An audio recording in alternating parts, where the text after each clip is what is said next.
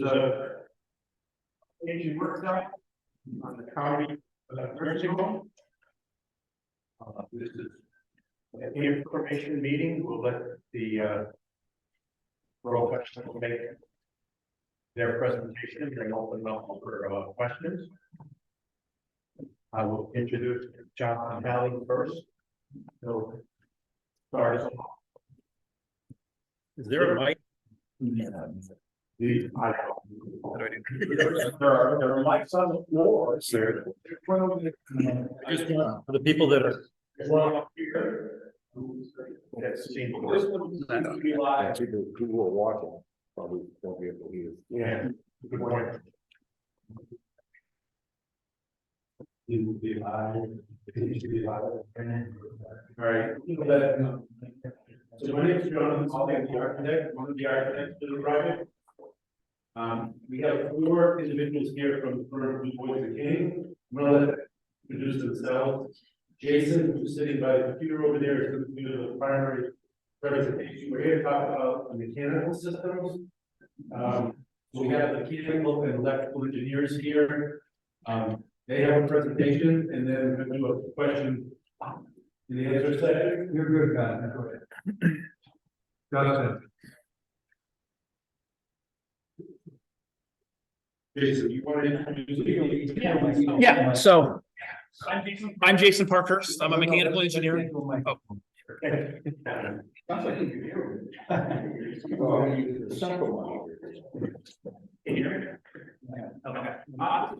We're going to bring the microphone over so you can sit and use your. Thank you. Got one here. Chair. Got it. Can you hear me? I think you have to have it up close enough to talk into. Is that better? A little bit. Justin, are we on? It says his mic is, well, that's your computer mic, so, okay. That was. Okay. You okay? Okay, we're gonna go. Okay. So my name is Jason Parkhurst. I'm a mechanical engineer with Dubois and King. Here with me is Joe Kudermark, who's also a mechanical engineer. Bob Kishko, who's an electrical engineer, and Elijah Daniels, who is an electrical engineer. We're all with Dubois and King working on the mechanical, electrical, and plumbing for this project. So, can you hear me? Excuse me, Mr. Chairman, what happened to the here and then over here? Well, then what, can you use the mic a little? Can you get that mic a little bit right up into your face? Right. Gonna talk right in. Is that better? What's that? Okay. Oh, yeah. That's good. Yeah. Okay. So we're here to discuss whether or not the county should do geothermal at the project. There's no project here. I'd like to request that questions be saved for the end. It's a lot to go through and just kind of want to save everything for the end if possible.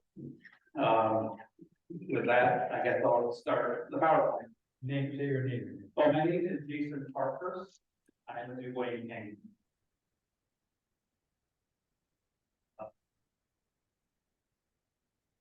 So, for those of you who don't know, I'm going to go through a little bit of this, like very basic stuff.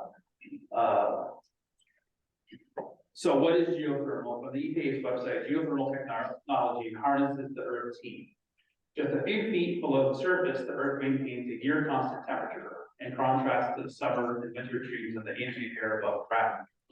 Farther below the surface, the temperature increases at an average rate of approximately 1 degree for every 70 feet of depth. So that's to say, there's a heat sink under your feet. If you run water through it, you can transfer heat to your building in the winter for heating and from your building in the summer for cooling. From experience with test wells in the area, at Oyster River Middle School in Durham, for instance, the temperature of the bedrock is approximately 50 degrees, which is also, interestingly enough, approximately the annual average air temperature for this area. So, how is heat taken from the ground? There's a couple ways to do it. One is with vertical bores, where you have closed loop piping, which heat is transferred to the water as it flows through vertical wells. Another way is through closed loop piping, which heat is transferred through horizontal wells. It's more common for residents, it's not really practical in the Northeast, not, it's too cold here, and it would take up too much space. This is the kind of indoor equipment we'd be talking about. There's different types of equipment. The water is pumped and directed to these indoor units, which have compressors in them to heat and cool the spaces. Here's some examples. Open wells we don't really consider. Open wells are where water is taken from wells similar to the way drinking water is taken. We don't really, from our experience, open well fields tend to clog pipes, heat pumps. It just leads to a lot of other problems. Filters, you put a filter pretty quickly and clog. It becomes a maintenance headache. So we looked at how many wells are required. And in discussions with area well drillers, a 500-foot well depth is optimal. Drilling deeper increases expenses and complexity. So 500 feet per well, how many wells would be necessary? Well, first we have to define how much cooling is. It's not 2,000 pounds, what am I saying? It's 1 ton of cooling is equal to the hourly rate as heat absorbed, or the cooling effect. 2,000 pounds of ice are melted in 24 hours, resulting in 12,000 BTUs per hour. Therefore, a ton of cooling is 12,000 BTUs. So heating and cooling loads from early plans from the architect indicate the building's estimated heating and cooling loads will be in the range of 500 tons of cooling, 400 tons of heating. So while site conditions have not been tested at your site, a good rule of thumb is 200 feet of well is necessary for each ton of cooling. A well data from nearby well sites appears to indicate the site may be a good location for geothermal, though testing will be required to better understand the feasibility of the geothermal site. Doing can utilize the GLHE Pro computer software for design based on site data that's collected. We haven't been able to do that because the site hasn't tested yet. Sizing a geothermal well with 500 tons to 200 feet per ton would require 10,000 or 100,000 feet of vertical well. And what does it take to build 100,000 feet of well? Well, 500 feet per well, that translates to 200 wells, or a well field grid of 14 wells by 14 wells and 15 wells by 14 wells would work.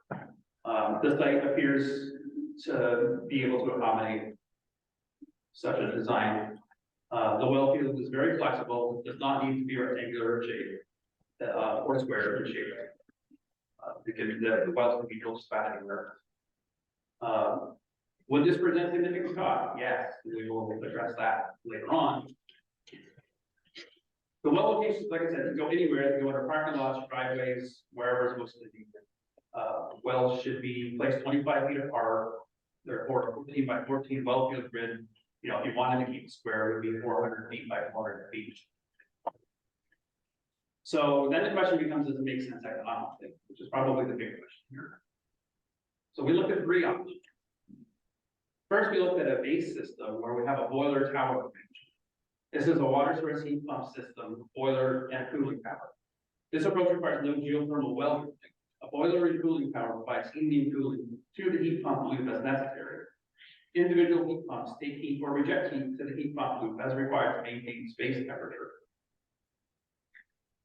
The second option was the geothermal well field designed for 100% of the load.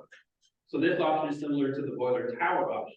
The only exception being that instead of rejecting heat to a cooling tower or adding heat to the boiler, heat is rejected to or added from the geothermal well field.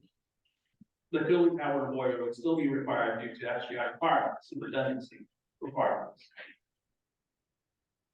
Option 2 was a geothermal well field designed for 60% of the load. This is a hybrid approach. That is the exact same as option 1, except for instead of sizing the whole thing for 100% of the load, we sized it for 60% of the load. At 60% of the load, the amount of hours would be mostly covered, the amount of hours of design conditions would be mostly covered. It's not a linear thing, I guess that's what I'm saying. So we looked at the capital and operating costs. The boiler tower has the lowest initial cost, as you might expect. We were coming up with an opinion of probable cost of 9.85 million. It should be noted that for reasons that will become clear later in the slide, in later slides, this number only includes components that would be included for the heat pump system for comparison purposes. This is not the entire cost of the HVAC system of the project.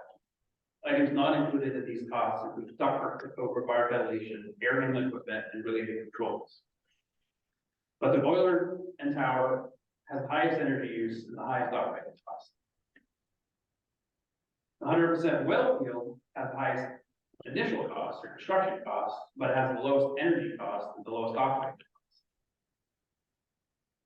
The 60% well field is somewhere in between. That's got a moderate initial cost, you might say, of 13 million. The energy use is somewhere in between, but closer to the 100% well field. The operating cost is somewhere in between, but closer to the 100% well field. So next question would be return on investment. And so we looked at concept level based on current rates, the 100% well field. The cost difference between the base and the 100% well field is 5 million, basically. The savings is 41,000 kilowatts of electricity, 13,000 therms of gas. The annual cost savings, when we modeled it, is about $24,000. That gives us a simple payback of about 213 years. With a 60% well field, with the same sort of thing. We've looked at the opinion of probable cost over the base is about 3.3 million. The electric savings is about 36,000 kilowatt hours. And the gas is about 10,000, almost 11,000 therms. And the annual cost savings is about $16,000. And the simple payback was 196 years. So you might be wondering why it's so long. It really has to do with cheap natural gas. Natural gas at the site from Unitil's information is about 68.6 cents per therm. It's difficult to show any sort of economical payback of that. You might wonder where the cost of operation of this is the geothermal system. The geothermal system still uses pump compressors and fans to heat around the building. Pumping costs and compressors usage is slightly higher in geothermal systems when compared with boiler and tower heat pump systems. Generally. It should be noted that energy is being saved, but savings is not reflected in payback because of current low price of that gas. Now you might be asking, will the cost of gas go up? Well, over the past several years, natural gas has generally been relatively expensive. Energy unit prices will continue to be a product of unknown and unforeseen global conditions. All choices regarding energy type, of course, involve some sort of risk. And there's a graph here. I don't know if you guys can see it of the average price of natural gas for the last 25 years. So is there no economical payback? Well, not necessarily. These Inflation Reduction tax credits may result in a payback. And you might be wondering how this applies to municipalities that pay taxes. From what our understanding is that it may be possible for municipalities to receive this money in the form of a check from the federal government under 26 U.S. Code 48 energy credit, I guess it is. For the purpose of easy interpretation, we'll discuss this as if the county pays taxes. To be noted, Duke King is not an accountant or tax advisor or legal advisor. We do not provide legal counsel for financial advice. We recommend that the county discuss these matters with a legal labor accounting professional. Anything beyond this point. So potential available credits. Credit is offered at 6%. Looking into these credits, this is what we have. Credit is offered at 6% times the multiplier of 5 for project meeting prevailing wages and registered apprenticeship requirements.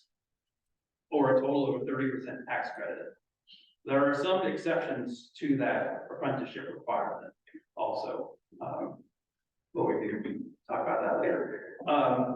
An additional 10% tax credit for domestic content minimums, which requires a percentage of equipment to be made in America. Other credits and deductions may also be given. The credits appear to, again, fall under the investment tax credit. So what is included in the 30% credit? So upon initial review, the following are included. All engineering, energy modeling, and soft costs associated with the design and implementation of the geothermal system and components. All exterior geothermal drilling, excavation, borehole, piping, pump, geothermal, horizontal piping, glycol, vaults, grouts, and anything associated with the external geothermal system into the building. All interior heat pump, piping, pumps, controls, power, insulation, pipe, hangers, thermostats, and plumbing, up to and including the interior ground source heat pumps. Rooftop ERVs, energy recovery units, with integral water source heat pumps, and associated power and controls for the unit. ERVs without integral water source heat pumps don't apply. All labor, material, and equipment associated with the above is also included. What is not included is anything downstream of this equipment, such as ductwork and VAV boxes.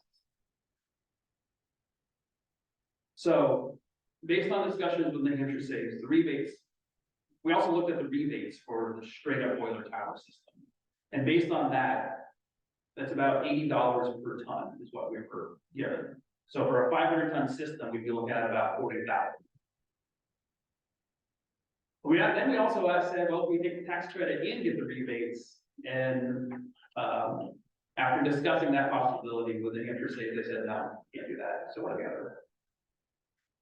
So what's the payback if we take into account the 30% credit? Well, our 100% well field, the cost difference now becomes $690,000. Our annual cost savings is still the $24,000, and our simple payback is now 20.6 years. Interestingly, with a 60% well field, the cost is now actually about $600,000 less than the base, and the reason is because you're getting a 30% credit on everything that you would normally be putting in under the base anyway. The annual energy savings is, still the same amount. The simple payback actually becomes a negative cost because, it's less money to put it in. And then this is just 30%. They might even be able to, you guys might even be able to have shorter paybacks, if you can get the bonus 10%. So what's the conclusion? To do it or not? The one last item to consider is carbon. If geothermal systems emit carbon. And like an electric car, the geothermal system does not produce tailpipe emissions, so no, it doesn't straight up use great carbon. But it all depends on how the electricity is being generated. So if the electricity is generated from fossil fuels, then yes, it would be. So to consider. So is geothermal a good choice? It's certainly up to the delegation. It appears a 60% well field design may make economical sense if tax credits can be achieved. Opportunities for tax credits, utility incentives and rebates will continue to be investigated for us more as the project moves forward. That's all I have. Is there another presentation on geothermal, or is this the geothermal presentation? Well, this is where we are. I'm just, if we open up for questions just on this presentation now. Or you want to be- Yes, I'm sorry, yes. Okay, so we are open for questions on this presentation, please. Go ahead. Thank you very much for the presentation.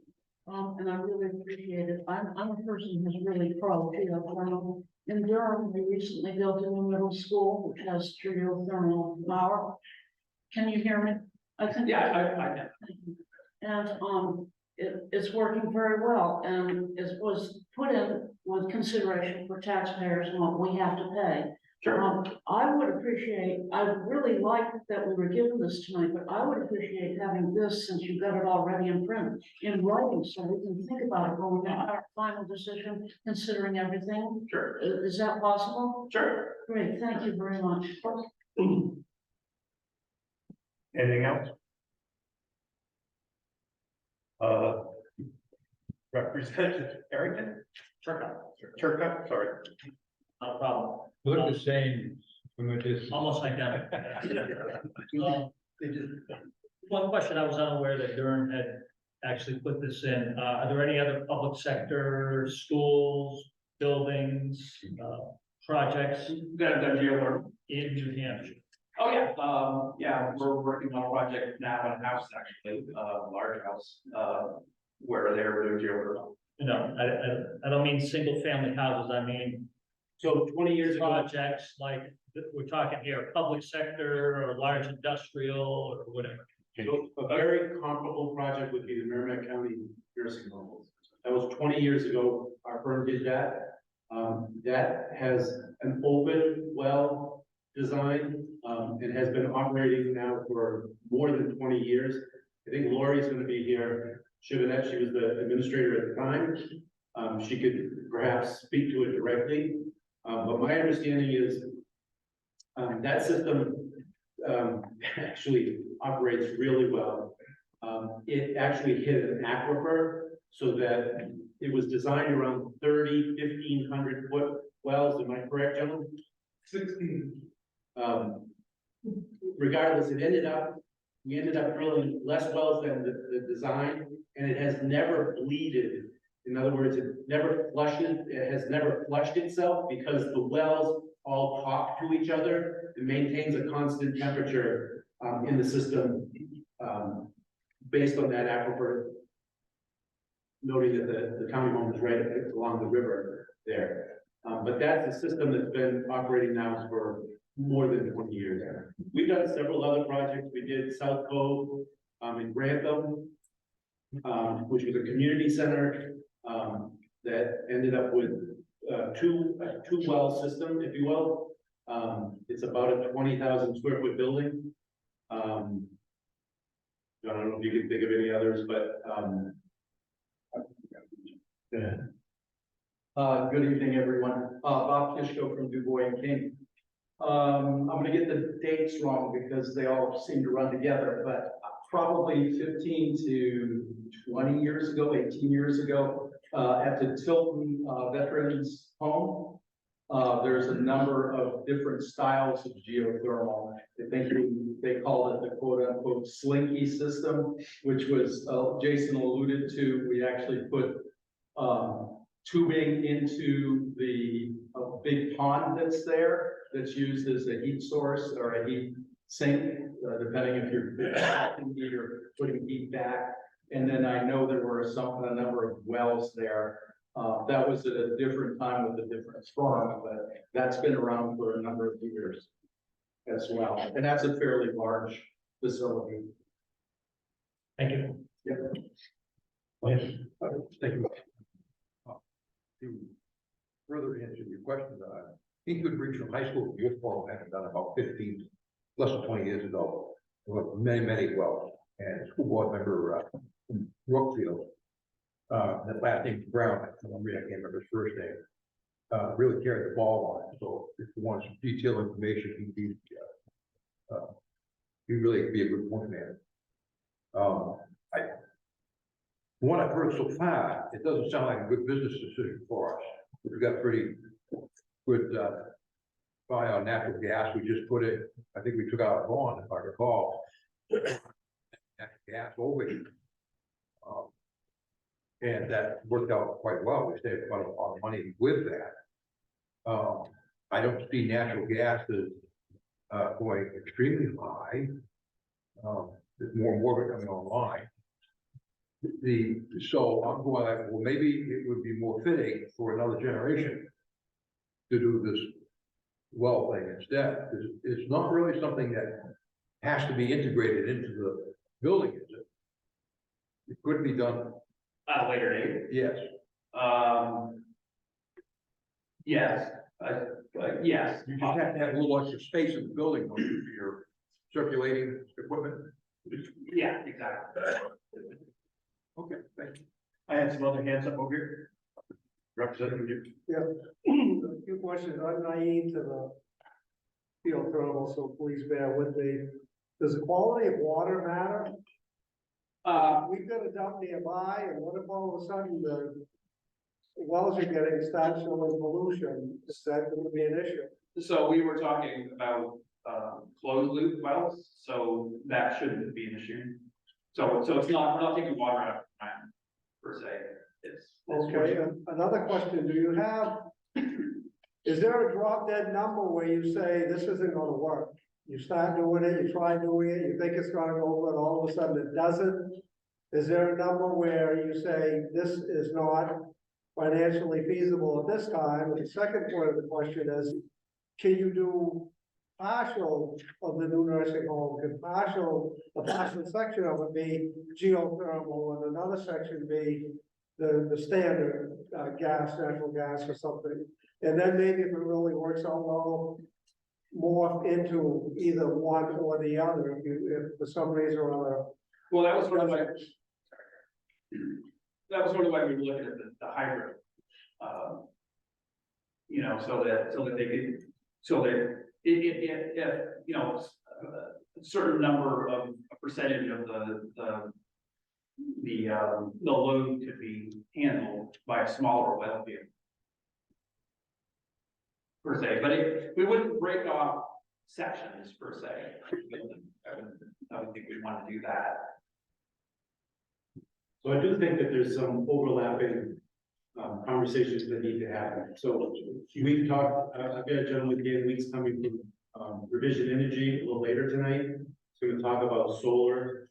Specifically, we're proposing solar on top of the nursing home to offset the electrical needs of the nursing home itself. But over the last year and a half, 2 years, we've been in this whole adventure that we've all taken here with the nursing home. We've talked about solar arrays on the county farm.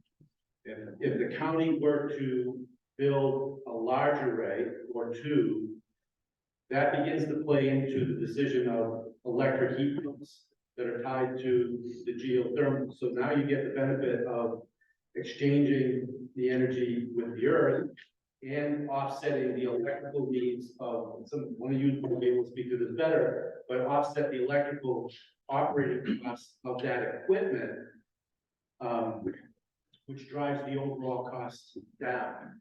The beauty, one of the things that's not being talked about tonight is that heat pumps in a nursing home, the beauty of that is that every resident room has its own heat pump.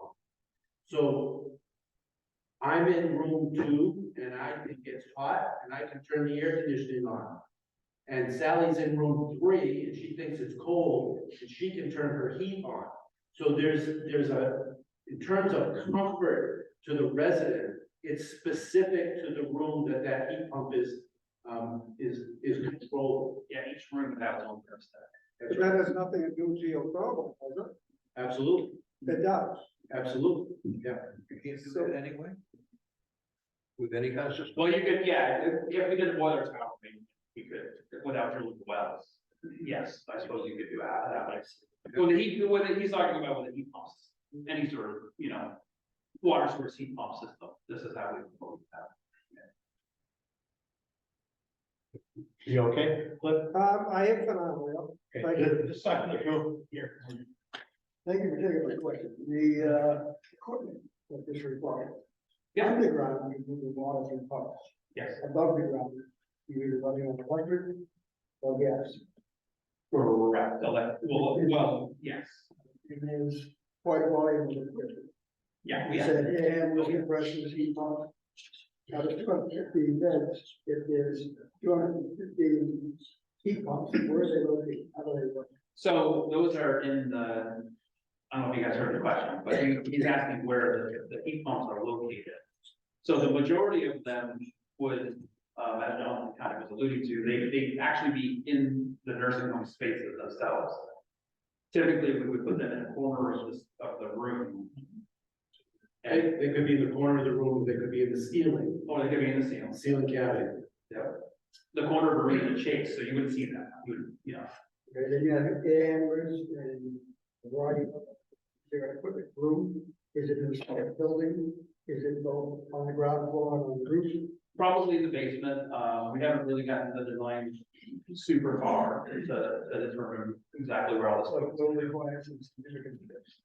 I mean, either way, yes, it will require. Thank you. Okay, no, sir. What I'm doing is I'm going everyone for the first time, and then we'll go back for follow-up. Chuck? Correct me if I'm wrong. When you took a look at this system, you said that the tower boiler situation, that's the base system, right? Correct. And we could either go 100% wells or you go 60% wells with a hybrid system. And if, am I not mistaken when you said the 60% with the hybrid system is actually cheaper than the boiler tower system? When you take into credits? account the credits, that's the big. So it's actually, it would be cheaper for us to go with the well system than go with a straight up natural gas system. What it seems, If we were able to get these credits or some payback. that's the big. And so that's what we need to investigate right there before we make a decision. So I wouldn't jump off the geothermal and go straight with natural gas if we can get these paybacks, because it's gonna be, it could be cheaper. And I have paperwork. Okay. On At the year of the payback, said, as best I can read it.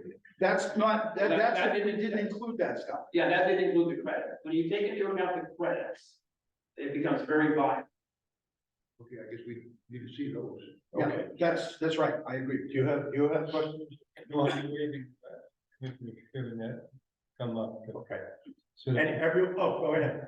So, you mentioned, revision is gonna come, have you investigated how it impacts the payback using a solar array? We have a pay system and that 5-year depreciation to buy out the solar system. So, Elijah, you guys want? We have not, to answer your question, we have not. Because I mean, again, if you're gonna drive with electricity and you can get a solar array that you buy for depreciation, it really impacts the cost and the payback. And I say that because that's what we did. I agree with that. Additional savings. Okay, any first timers? Okay. You're up. Thank you, Mr. Chairman. Thank you very much. And please bear with me because I'm trying to absorb all this. Sure. And that's why I wish I'd had it in writing in the beginning, so bear with me, please. I raised the issue about the Oyster River Middle School because they have both geothermal and solar. And again, as I said, it's working beautifully. I'm open to whatever is going to save the taxpayers money, give comfort and assurance to the residents of the nursing home that they won't be without heat or electricity at any time ever, that things will always work. So I wonder, something was said about being on an aquifer and the wells working together. What do we have in the site where the nursing home is going to be? Do we know? That reference was to, that was an open well system. In other words, they draw water through the system, dump it into the ground and draw water back out. The technology has shifted to a closed loop system now, so it's more like a radiator. It's conditioned water goes in a pipe, down the ground, comes back up. It never touches, it's never discharged. So what you're drawing now is based on the temperature of the earth.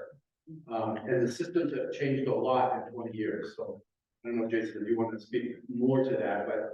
I mean, really just the inefficiencies of the equipment has changed. Yeah. But the equipment itself is pretty similar, slightly different, similar. Okay, I'm catching up. Thank you very much. Anything else on this topic? I'm waiting for Go ahead. thank you. So, how much time do we have to refine our thinking and make a decision on this before we have a drop dead date, So one way or the other? in 2 weeks, I'm gonna present to you a schematic design. That's floor plans, elevation, what the building looks like, program. Harvey's gonna give us an update of cost. We have engineering narratives that give us some definition so that Harvey can put some numbers together. But based on that approval of where we're headed, these guys are gonna be told, run. So to some degree, you might have a month or two. And if you need more information from them to make a decision, we need to engage that conversation more and talk more. Okay, But I would say by, January, we want to know the system and the direction that we're headed. well, that's very helpful to know that we don't have to make a decision, let's say in a month. So, follow up. Okay, so let's do a hypothetical. Are we not already ready for gas? No, we're fine. Okay, so could we be in, let's say, a hypothetical situation where gas drops to a ridiculously low. Remember, they used to say, it's gonna be so cheap, they won't even meter it anymore. And it's quite tan now. But anyway, the thing is, we already have gas. Let's say gas got really cheap. If we put in a system that would be cheaper to operate, under normal circumstances, but suddenly gas becomes extremely expensive, and we would just shut down the thermal and run the gas for as long as it was dirt cheap. Would that be something that, Because of the redundancy requirements of the nursing home, yes, you absolutely do that, yes. okay, so that's something that you're presumably gonna kind of factor in your calculations that you referenced a moment. Yes. Okay, good, thank you.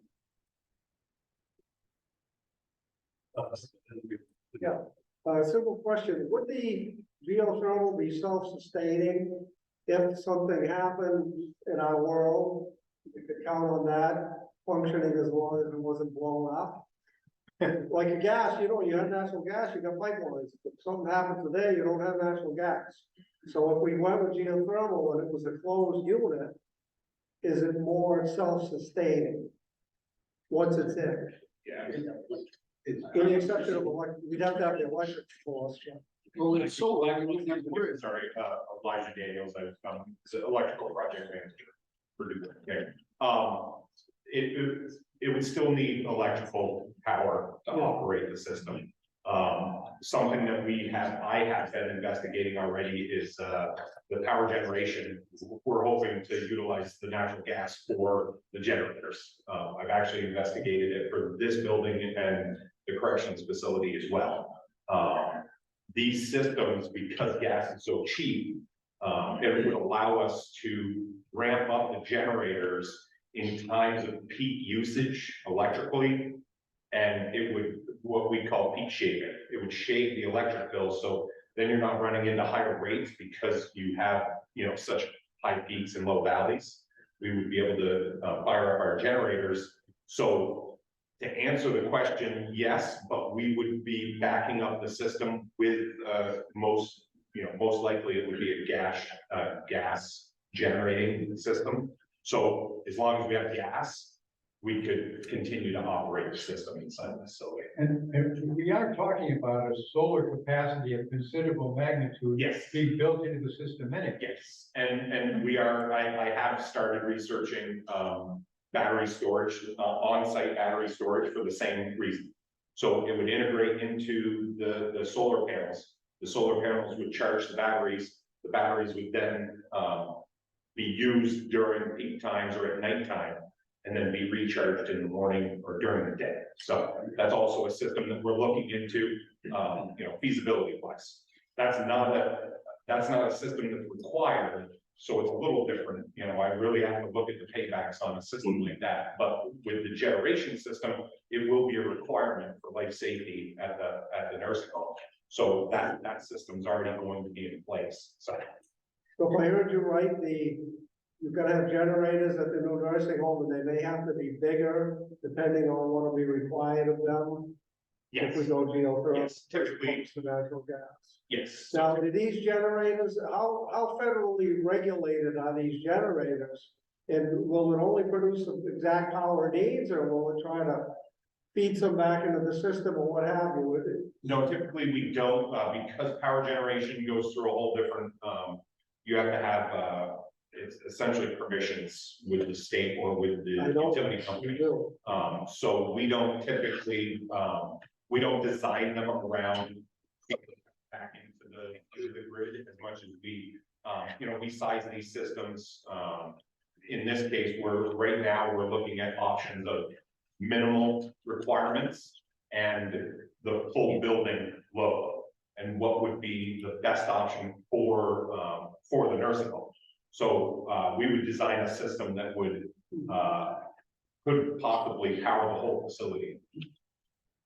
I think, Yes, okay, sorry. I just wanted to further answer that. Right now, Representative, the generators that we have at Riverside do not power the entire facility. So we have what we call hot outlets. So we have adequate coverage to meet the CMS requirements. So we label our outlets, that work when it's simply generation, when it's simply the generator. Unlike the jail, which runs the entire jail. And here, there's no generator power in this building other than emergency lighting. We have no generation, so basically, fortunately, even though we've on occasion been without power for a few days, the ambient temperature inside the building is not lowered to the point of anything breaking. The other thing, the other advantage we have now is a relationship with Eversource, similar to the relationship that they have with Frisbee and Wentworth Douglas, where we get priority in restoration of power as opposed to the general public. Understanding that we aren't fully generated at Riverside, and that this building, with the exception of dispatch, that this building basically is shut down.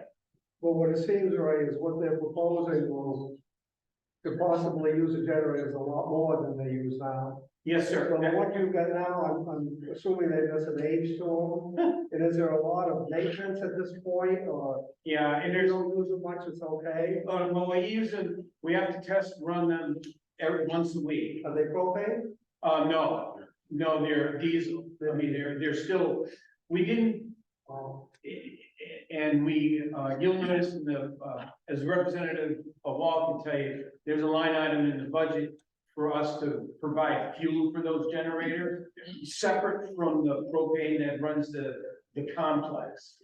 The only generator I believe that runs on propane is higher, because of the age of the facility. The small generator that we have here, again, doesn't run the building, just keeps the emergency lights on. So people can go out and the building's basically shut down when we lose power. And what are you guys proposing for generators for the new one? What are they gonna be offering on? A natural gas. They will be natural? Yes, Just yes, like that, what we've found is natural gas is definitely the best source of fuel for generation. And, I've spoken with people that, in the area, the inspector, the electrical inspector, and I already talked to him about changing over the generation systems here to natural gas for that same reason. The original reason for the diesel generators here was natural gas was never considered a reliable source. But now we have documentation that shows that it is a reliable enough source for us to use as generation for the new facility. So, The other thing is when we changed to natural gas, we didn't want to spend the money to, to either convert or buy new, only what we had to. So we bought one for the jail, but we utilized the old generator from the jail to power another section. Actually, it's not my Well, section. that's fine, that's. Okay, I'm sorry, I'm over answering your question. Thank you. I still have a question. Right, thank you, Mr. Chairman. One of the things, I know we've only got two systems, the Tennessee pipeline and the Maritime pipeline.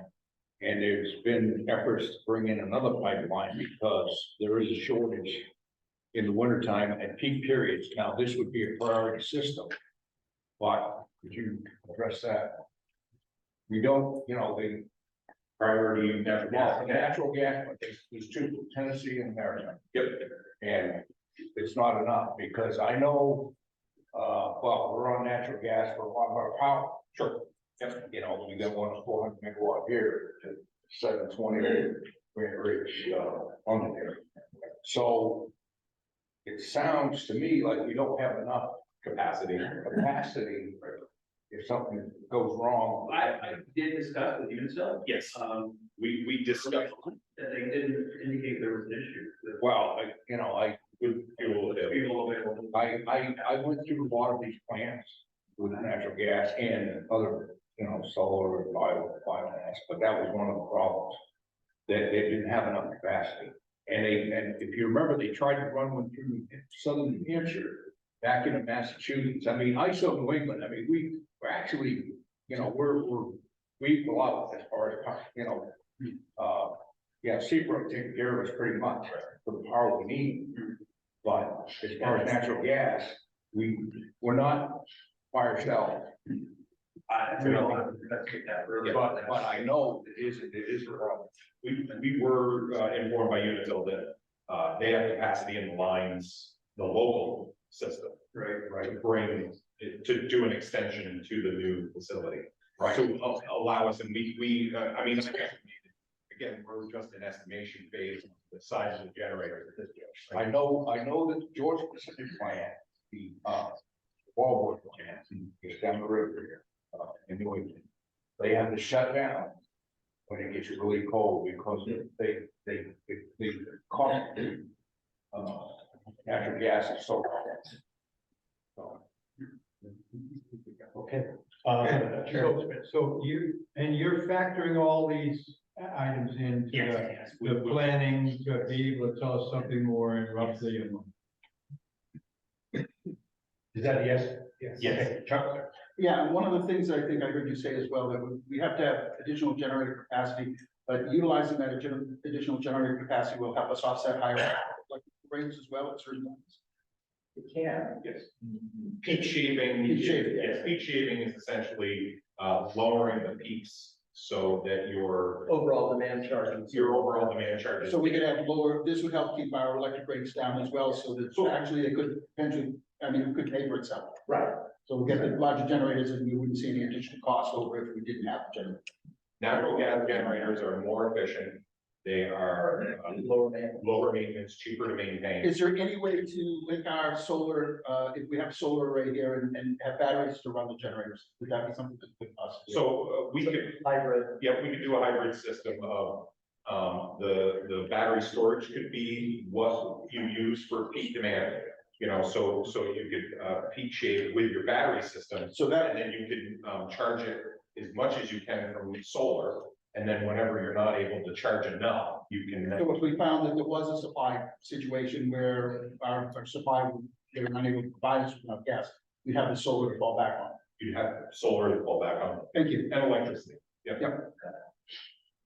Are we ready to move on to the next phase? Looks like we are. Next. Do we want to do Lori? Right? Yeah, I'm checking for it. Right here. Oh, right there. I didn't even see it. I'm so sorry. I'm sorry. What an angel. That would be great. So we have two items, like, get her in my.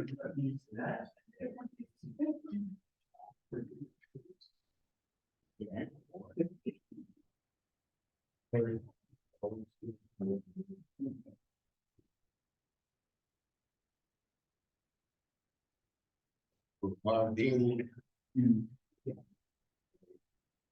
Good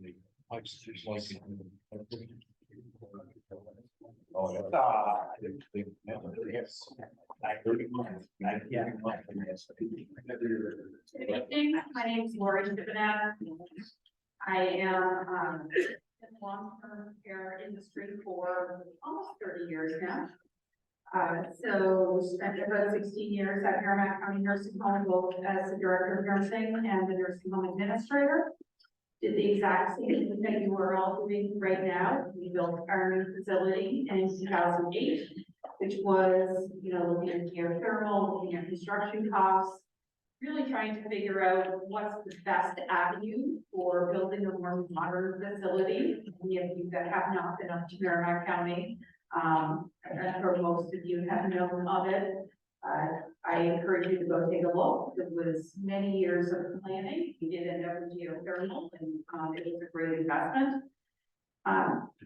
Ray asked me to take a look at the revenue projections for Riverside Rest Home for this new building. And, like I said, did the same thing at Merrimack County Nursing Home when we were building our new building. And I found the report. I think you all have a copy of my report. You will see in my report that we did a 3-year projection, doing a stepping stone year over year to both increase the overall census of the facility and then increase slightly the Medicare census of the facility. Right now, the Riverside Rest Home has been aging for many decades, for as long as I've been around, and many decades prior to me. Probably one of the more significant challenges for public perception is the physical plan of the building. Riverside Rest Home has probably some of the best reputation and the best staff in our state. They are known across the state for the excellent care they provide to their residents. Some people in the public are turned off by the building that it's in. It's an old building, it's aged. Although Stratford County has done a great job taking care of it in the upkeep. We think that this new building that you're proposing to build will bring more of the market for Medicare, maybe a little bit more private, but most importantly, it's going to allow Riverside to provide a full continuum of care to the residents that they currently serve and to the citizens of Stratford County. So what that means is that when a resident of Riverside Rest Home has pneumonia, where they fracture a bone, where they have to have surgery, right now they go to the hospital, and if their needs are very acute, they need to go to a different facility to receive their rehab or their skilled nursing. Maybe they need an IV, or they need some kind of trach care, or something like that, or they need very acute rehab. Right now, because of the constraints within Riverside Rest Home, those residents that have previously lived at Riverside must go to another facility, get their rehab, and then come back to Riverside. That's traumatic for the average person doing all that moving around. If you include maybe a diagnosis of dementia, that makes it that much harder going from the home they've always known to an acute care hospital, to another facility, and then back to Riverside. These improvements that are going to come with this facility is going to allow Riverside to care for all of their residents all of the time. There will be no acute illness that they won't be able to handle. So that need to transfer to a different facility is not going to be there. So it may be the same number of residents, it may be a little bit bigger of a space, but what it's going to give them is the space they need to provide a full continuum of care for the people that currently live there and for the people that live there. So you will see my projections, overall increase from about a 73% occupancy up to about an 83% occupancy, and then by the third year, 93% occupancy. That is in line with Riverside's total census from back pre-COVID. The last couple of years leading up to COVID, they had a lower census. I think a lot of that has to do with most facilities, especially county facilities and some private facilities, have undertaken major renovations in the past 10 years, updating their space with more private rooms, private showers, things like that. That makes them more desirable. A new facility is going to bring Riverside back up to having that competitive edge, because now you're going to have the building and you already have the excellent care that has been historically provided at Riverside Rest. So there's a step-up process. There's also a step-up process or a ramp-up for skilled care. Right now, the average census for Medicare Part A is under 1%. We overall think that at the highest place in 3 years, we're projecting about 5%. there is definitely a possibility that you may be able to go over that. But it will take time to move that payer mix to change. You know, the day you open the building, you're not going to discharge Medicaid residents and bring in Medicare residents. So over time, your payer mix will change. And that's why there's a 3-year ramp up to those census changes. So with that, I don't want to have to redo my whole report, but I'm happy to take questions on any items in the report. Okay, questions are open. Go ahead. I hear you talking about putting all these new services in to attract people. Don't we have like a 1-year waiting list right now? So let me clarify that they're not new services. Riverside Rest Home already provides rehab and different types of nursing care, but they are limited with the amount of acuity they can handle because of their physical space. There may be a wait list, yes. Most county facilities have wait lists to get into their facilities because of our reputation. But what this does is that a resident that is already living there, goes out to the hospital and has a 3-night hospital stay, at least 3 nights, then they're able to come back, right? And that is one thing that they're not able to do now. Many of the residents from Riverside that go out to the hospital need to go to a different facility to receive all of that care, and then they come back to Riverside after that's done. So it does 2 things. It provides the continuum of care for the residents that currently live there, and it also provides a pipeline. Now, I would say 90 or 95% of your residents at Riverside are Medicaid residents, and that is part of the county philosophy, right? All of the county facilities, we take care of the indigent. We are the safety net of all the safety nets in our state. What this does though is that it allows, like 90% of Medicaid residents are duly certified or duly eligible for Medicare also. So they all have that Medicare insurance, which pays a much higher rate than Medicaid. So it allows Riverside to both provide the continuum of care and to get that extra revenue from providing the rehab that they already have there. So it increases the revenue source by doing what they've already done. Does that answer your question? Yeah, can I ask a follow-up? Yes.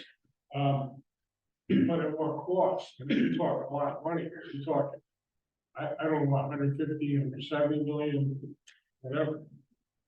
When I talk to constituents, believe me, most people don't know about this idea. And I haven't had anybody tell me they're for this. And they mostly mention this is supposed to be a place of last resort. The taxpayers are generous enough to fund a place for somebody to go, but they're not really desiring a all thing. So, I mean, people have different views. Some of the private sector involved in the public sector just thinking about these things. Yeah, I don't think that there's any plan for Taj Mahal. I think we had the same questions when we built our facility at Merrimack County.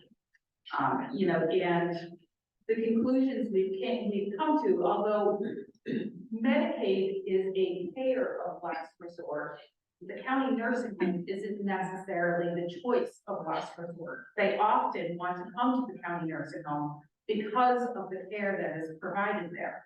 And just because someone is on Medicaid does not mean they deserve lesser care than someone that is not.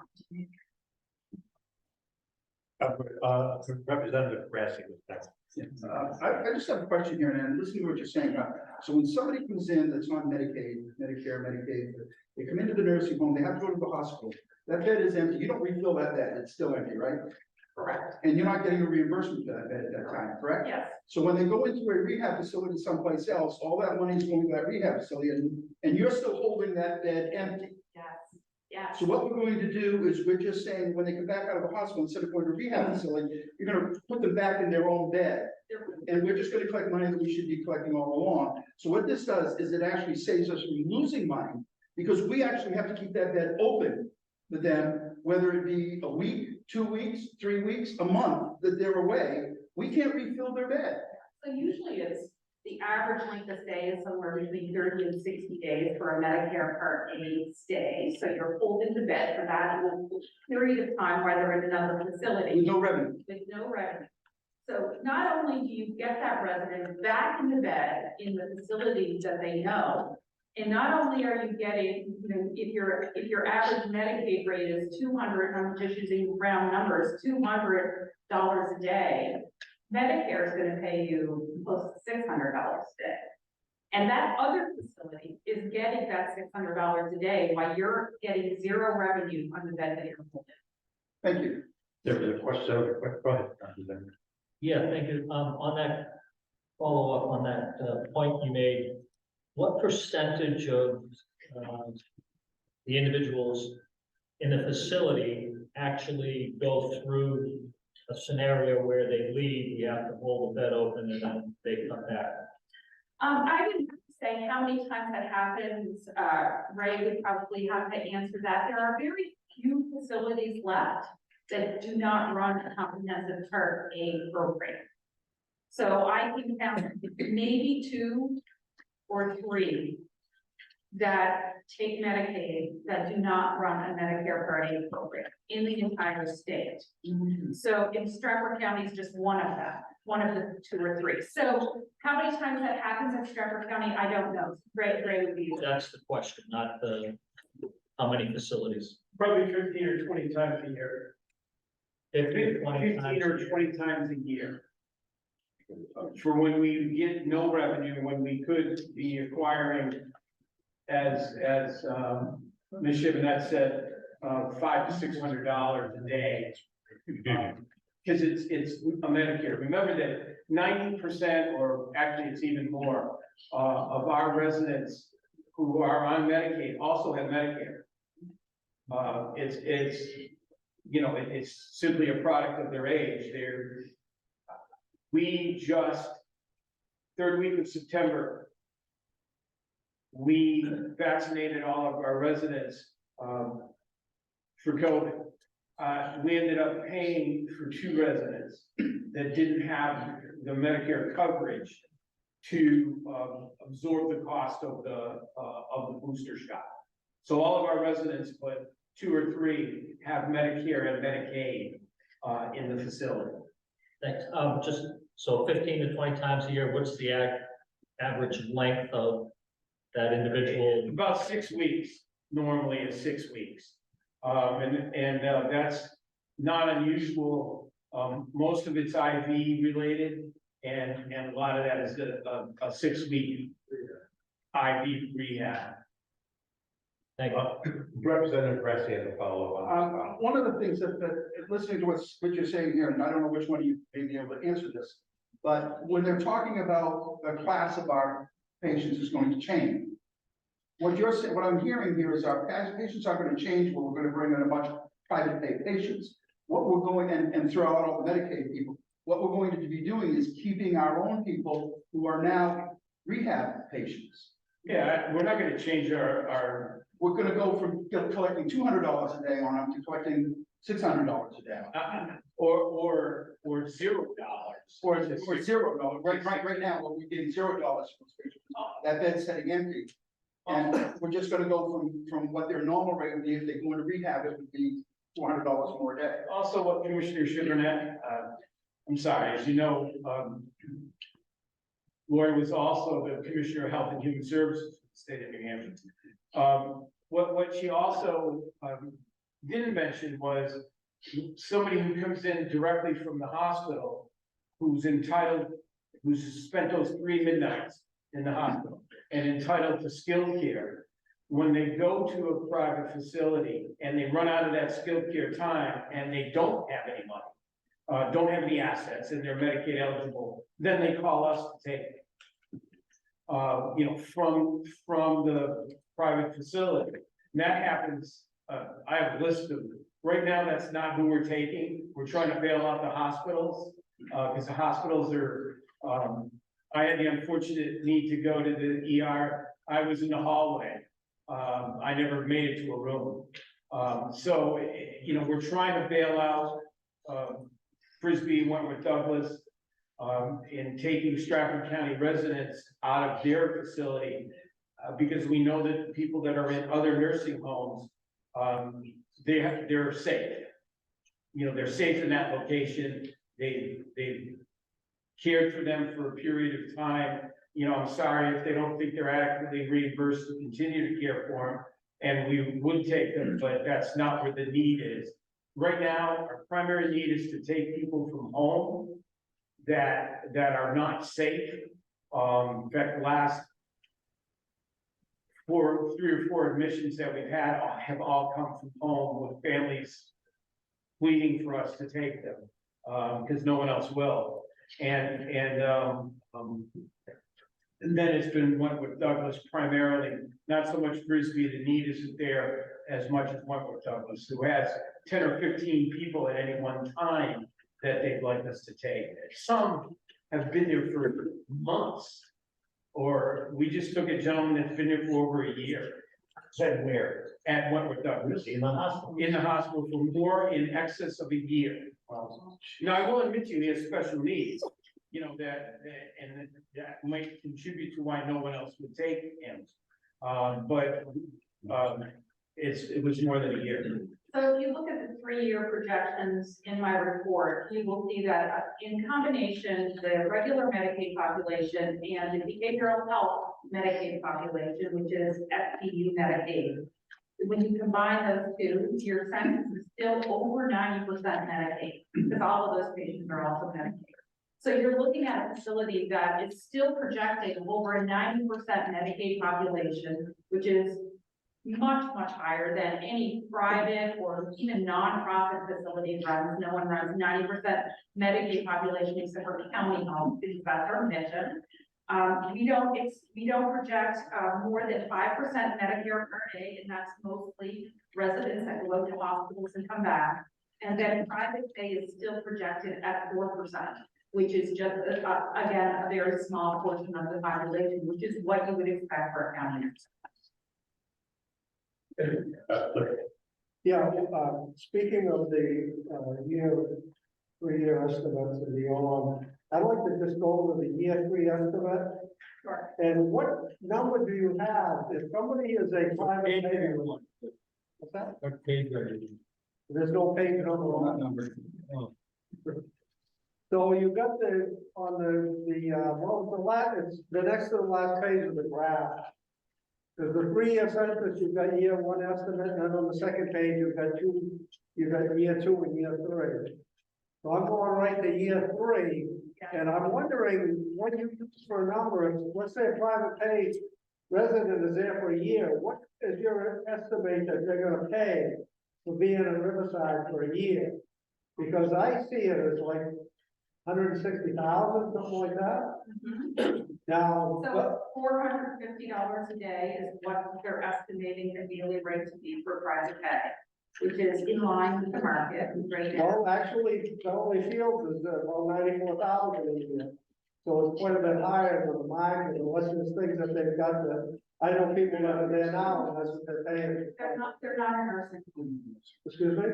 Beverly Fields is not a nursing home. It's an assisted living, so Yes. that's different. That Okay, is the difference. yeah, that's a good answer. Now, the other thing is, in the 3rd year, you say that it's not my concern, and my concern of my constituents is you are gonna displace people that can't afford to pay with people that can pay, because you've got the same number of beds, and your 3rd year projection adds 2 more daily census private pay days. So if you're not adding beds, then those people that can't pay are going somewhere, because they're not going there, because you're bidding that there's gonna be more private, you're anticipating more private pay people in the new nursing home, and you follow up by saying that, backing it up in the end, where you've got, revenue sources, where you say, other potential revenue sources, private pay. Well, private pay is not the intended market for Riverside Nursing Home. County facilities have a reputation across New Hampshire providing excellent care, and I don't dispute that at all. But you say the current physical building is a barrier for many families with private funds seeking long-term care facilities. The new facility will likely attract additional private pay residents. Yes, So you don't have, you've only got so many beds. yes. So if you keep adding private pay, you're displacing the indigent and the bankrupt, that, where are they gonna go? It's the private payer, and you're saying you're adding. I can answer that. Okay. So. Yes, we will attract more private pay residents because the physical building will look better, right? It will be more home-like, and facilities are not allowed to discriminate based on payer source. You're not allowed to discriminate saying, you're private pay, you're Medicaid, or you're Medicare, so we're gonna take the person that we wanna take. We're not allowed to do that. Nursing homes are not allowed to do that. But what you need to know is that private pay residents almost always do a spend down. I would say 90% of private pay residents do a spend down. So let's say you come into the facility and you have a retirement fund of $300,000. In 2 years, that will be gone, and you will now be Medicaid. So what may happen, and you will be indigent. So what may happen is you may attract more private pay that they are going to spend down in the facility instead of spending down in the private nursing home across town. So they're gonna do their spend down at Riverside Rest Home. The other thing that you need to note is that we've increased the census. So if you look at the census today, the census today is 62.97% total census of the 215 beds. So we're increasing it by 93%. So you're saying is that even though we're increasing it by 30%, from 62 to 93, that we're increasing our bed days by 2 people a day. That's just people doing spend down. They're all going to end up on So how Medicaid. realistic are these numbers that you're presenting to us, then? If you just said that you've got more paying people than, but they spend down, so they're not paying, so you got paying and they're not paying, you've got 2 more than you don't have to. So how accurate, how reliable are these numbers? They're very reliable. Well, I can challenge that. Based on what? So what I said is that people come in and they do a spend down, right? So they go from private pay to Medicaid. So now your private pay census, that was 20, you now have 18 private pay and 2 more Medicaid. Eventually those beds turn over and you may admit another Medicaid patient, you may admit another private pay patient. So this is all averages. This is what nursing homes see on average, day in and day out. Is there a way to get down to every bed day to be accurate? Absolutely not. You can't do that because you don't know what residents you're going to admit 3 years from now. So these numbers are accurate to the best you can do, but they're not, you know, I don't know if you can take it to the bank. They're the best numbers that you can project 3 years out. I don't think if you can take it to the bank, I don't think if you can take it to the bank in order to meant to be taken to the bank. As it was, Well, as Representative Grassi has a follow. Yeah, I'm just trying to understand here with the questions that you just run through here. I think both of you would answer this question. Ray said that what happens with a lot of these patients that go into these private nursing homes, you said it, they go in with $300,000 retirement account. Within 2 years, they pay down their account. Then all of a sudden, they are now an indigent patient. Yeah. They're now a Medicaid patient, and they are people asked to send them to us. Yes, that happens. So Very whether we take them on day one, they become indigent 2 years, or when they stay in a private facility, they get their bank accounts drained there instead, and then they end up with us. Seems like we're working with the same people here after a 3-year period anyway. It is. It's a very common practice in county facilities where people spend down their private pay funds in private facilities and they get transferred to the county facility when they go on Medicaid. So what this does is the facility becomes more attractive so that the private pay resident will do their spend down at the county facility instead of the private pay and then gradually turn over to Medicaid. these are people that there's a good chance we're gonna get anyway. You're gonna get. And this is probably a better facility for them to be in than some of these private homes who are gonna take their money from them anyway. So, because, you know, I'm familiar with some of the, you know, we read about horror stories all the time about private homes. And the thing is, we haven't seen these same stories as far as county homes. County homes are a step above as far as care is concerned. I think that's something we and our taxpayers really need to be proud of. And so, you know, what you're saying is that, you know, these people are going to be here anyway. Yes. Well, the other part that more completely answers Representative Grassi is that in my 36 years, I've only admitted one absolute private pay person. Meaning somebody who, no matter how long they lived, they had the assets to pay private. All of the private pay people that we admit are spendings. And, for the bottom line, I wish they had $300,000. Almost all of our, all of our spend downs are usually $25,000 or $30,000. So, but Ray, one of the things you said as well is that we're trying to take the load off the hospitals. So you may get people out of the hospitals who are private pay, but we got to get them out of the hospitals because there's no place else to put them. Yeah, I'm just saying that the people who have large assets who are in the hospital tend to get out of the hospital quicker because they're attractive to the private pay facilities. And I'm not saying anything, please. I'm not saying anything against the care that's given by private pay facilities. The care is the state ensures adequate care in every facility through their survey process. I guarantee you that.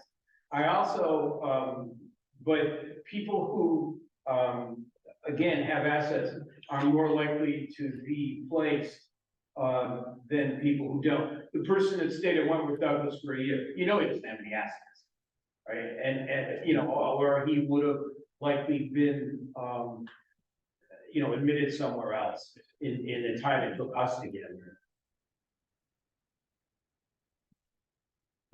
Please, I will get back to you. Yeah. Go ahead. Thank you, Mr. Chair. So this would be a tool that, I'm gonna say, Ray, is we'll use to figure out the costs and expenses to find out if, the bond would be. Well, that's the theory of Ms. Chabinette's presentation, and you can see also included in that package is the bond at 4%. Now, our financial advisor is waiting to come on to a Zoom presentation. And, you know, so he can give you information regarding that and how to approach the funding of the facility. Should you all pass the bond that's necessary. And if you look at it in the first year, okay, which is something I'm gonna say when the financial advisor is done. In the first year, we do not meet the bond. So my plan that the commissioners have endorsed, when I present it to them, is to set aside money at the end of this year. And which we can do under state statute and under our own county policies to pay the difference between the revenue that we'll earn in the first year and the bond payment that's necessary to be made in the first year. So it will never affect it. The bond itself will never affect the taxpayer. Because if you look at year 2 of the revenue projection, it meets the bond payment. And in year 3 of the revenue projection, it actually exceeds the bond payment. And I've included the bond payment at what I think is a generous amount of 4%. That's, when I spoke to our financial advisor last and said between 3 and 4, I included it at 4. So I wasn't shorting, you know, the estimate. So that's the longer answer to your question. All right, I'll ask more questions later. Okay, let's take up more. Yeah, I want to thank everybody for their patience with us. I think I'm learning a lot tonight. Ray, just for clarification, here's the list of people wanting to get a roof. You don't go by who's got the most money. But does it work this way where you ask the person on the list, you say, hey, we've got an opening. If that person says, well, I'm not really ready to go in now, do they then go to the bottom of the list and you take the next person down? Or do they go 1 or 2 down and you ask them again in a month when you've got a year's wait? How does that work? It's a little more complicated than that, Representative. Well, I'm done with some. It starts with emergencies. So if we have an emergency in the community, say the state will reach us because there's a state department that deals with emergencies in the community.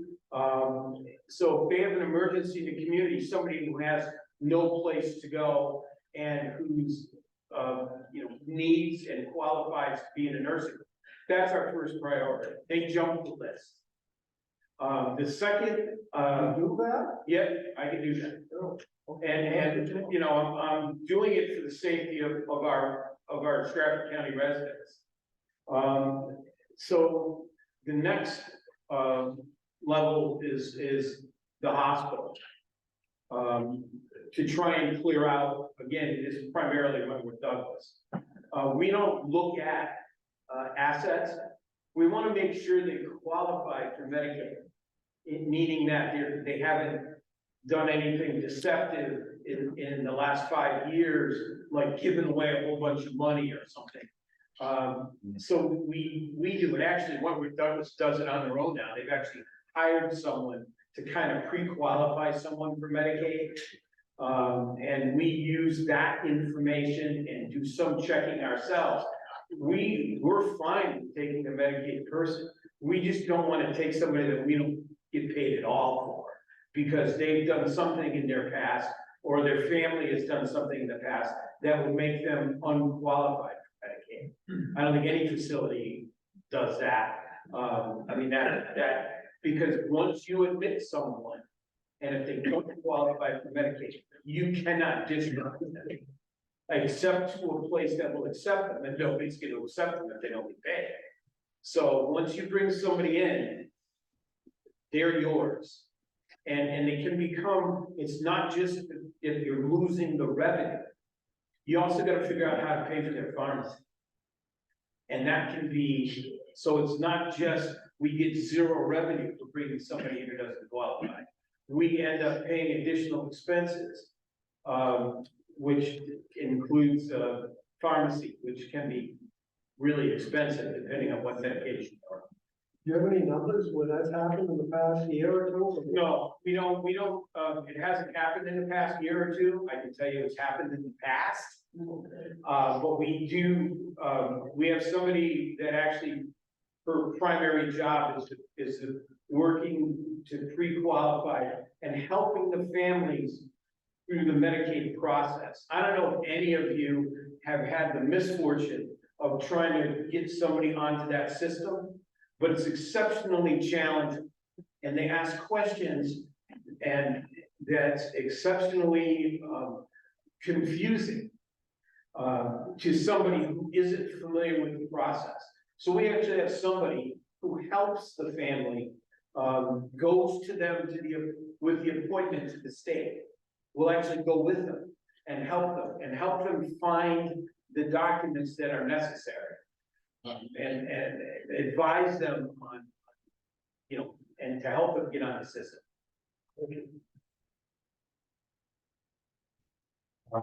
Am I right that if you have an irrevocable trust, 5 years before you decide to go to nursing home, you could protect substantial assets? It's actually two things. You said two different things. You're right on some trusts, and some trusts you're not. That's where the state comes in and looks at it and decides whether the trust was appropriately done whenever it was done. The 5 years comes in that's the look back period for them to look at your assets. So if I lived in my house now and I gave my house to my son, as long as it was more than 5 years ago, they don't look back past 5 years. If I gave it to him less than 5 years, or more notably, gave it to him because they knew I was going to go into a nursing home, that's not acceptable. That transaction has to be reversed in order to qualify for Medicaid.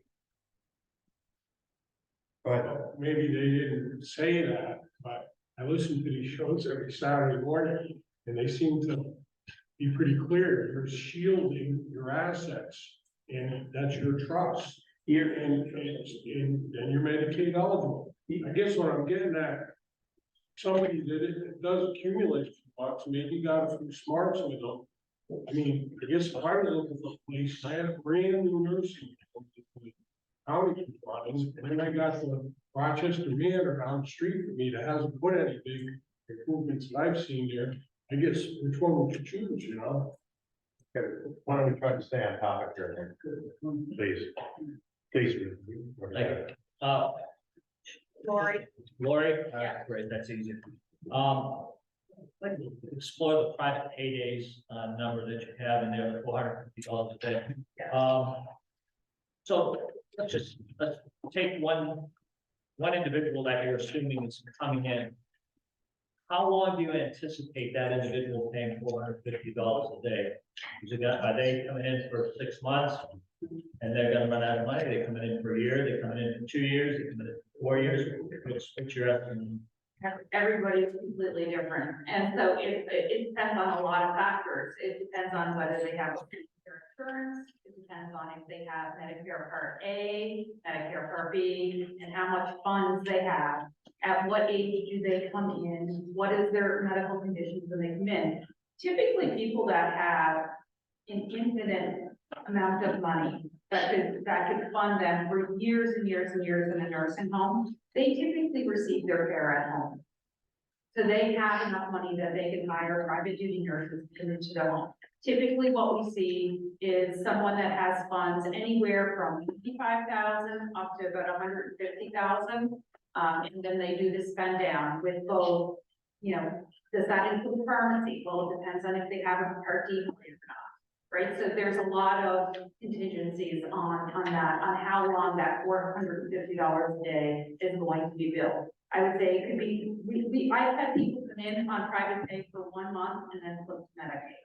I've had people that come in on private pay for a year before they flip to Medicaid.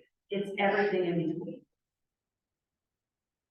So what this says is that on average, there are 8 people in the building each day that are being billed for private pay. But in actuality, based on what you said, that number over a course of a year is probably gonna be 25, 30 different individuals. No. Yes. Then 25 to 30 different individuals. Yes. But on the average, there's only gonna be 8 in a day. I understand that, but what I'm saying is you're not gonna have an individual who comes in and pays $450 a day for a year or 2 years. It's gonna be a constant rotation, Yes. Yes. which is gonna require you to search out more of these individuals than 8 is all I'm saying. I don't think that the county searches out for private pay at all. It's just, it's who's You're gonna have walking. to fill it. You're gonna have to fill it. So yes, there will be probably 25 different people in the course of a year that may be private pay, because some people are on 2 months, 3 months, 4 months, and then they come off and someone else comes in and they're on for another one. I just wanted to clear that because the number 450. Back in the napkin, if I'm doing it right, it's 162 grand a year. There's nobody getting decent financial advice that's gonna come in to the county nursing home that's got a significant amount of money and pay $162,000 a year when they could go to a lifetime care facility for under $100. Thank you. Please. Question, so when they do drop from their private pay, they're dropping to the Medicaid pay, so that's a decrease. Yeah. And so is that allocated for, an average over a period of months or a year, how that drops in revenue? So where you will see that is in the chart when you look at Medicaid spending, right? So we're saying if you just go to the 30-year, 3-year estimate and beyond, but on average, 143 people in the building will be on Medicaid per day. So that could be someone that was on private pay 2 months ago, who's still for the Medicaid. or it could be someone that came in who's raised from home and being on Medicaid. But as the other representative has said, it's a constant rolling deal of who's on private pay, who's on Medicaid. Someone on Medicaid goes to the hospital, now they're on Medicare. So they were Medicaid for the last year, but now they're counted in the 1 of 10 people in the building that are on, that is in a Medicare payer source, right? So every resident can switch payer sources multiple times. They only come off private pay once, but they can switch from Medicaid to Medicare, Medicare Part B, back to Medicaid. So there's that constant wheel. So what we're saying is that on estimate each day, these are the census breakdown we're gonna see.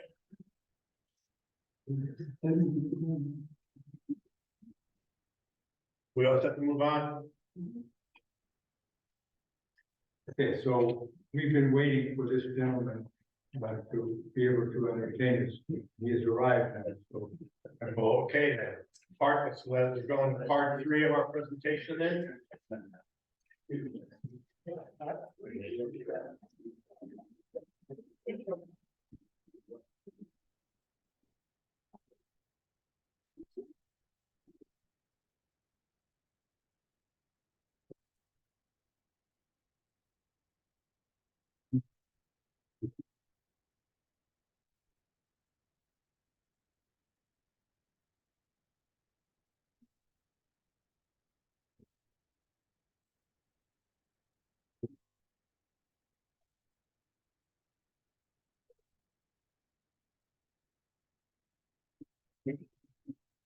Yeah.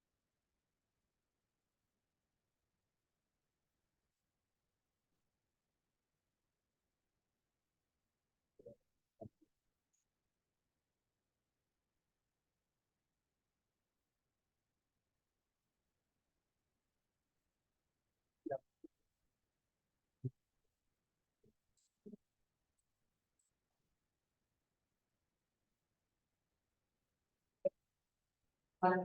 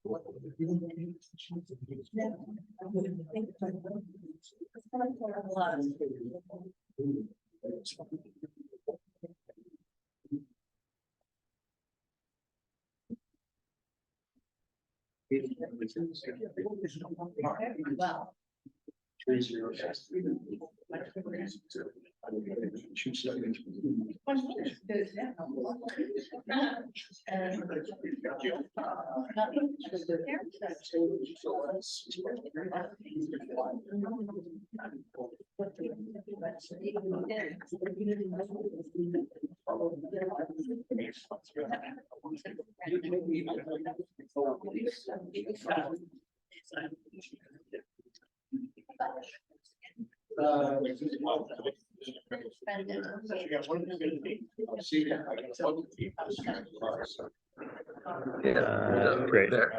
Yeah. Okay.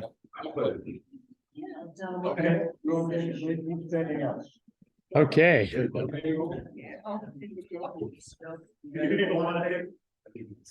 Are you all set? We can take a recess. I think I'm all set. Okay, I think we're gonna get back into this. Okay. You might. Use the mic. Okay. Good evening. Thank you very much for the opportunity to join the presentation. And thank you for bearing with me as I was coming from another meeting this evening. My name is Dan Weeks. I'm a vice president and co-owner at Revision Energy, a local employee-owned solar company. And we've had the privilege of working with Warren Street Architects, Du Bois King, and the other excellent firms on previous projects, and appreciate the opportunity to provide some hopefully useful, relatively high-level information on solar opportunities to as part of the nursing home project. And I'll just say, as a citizen, I live down in Nashua. I grew up in the Monadnock area. Our company has a lot of my team members live here in Stratford County, Dover, and surrounding towns.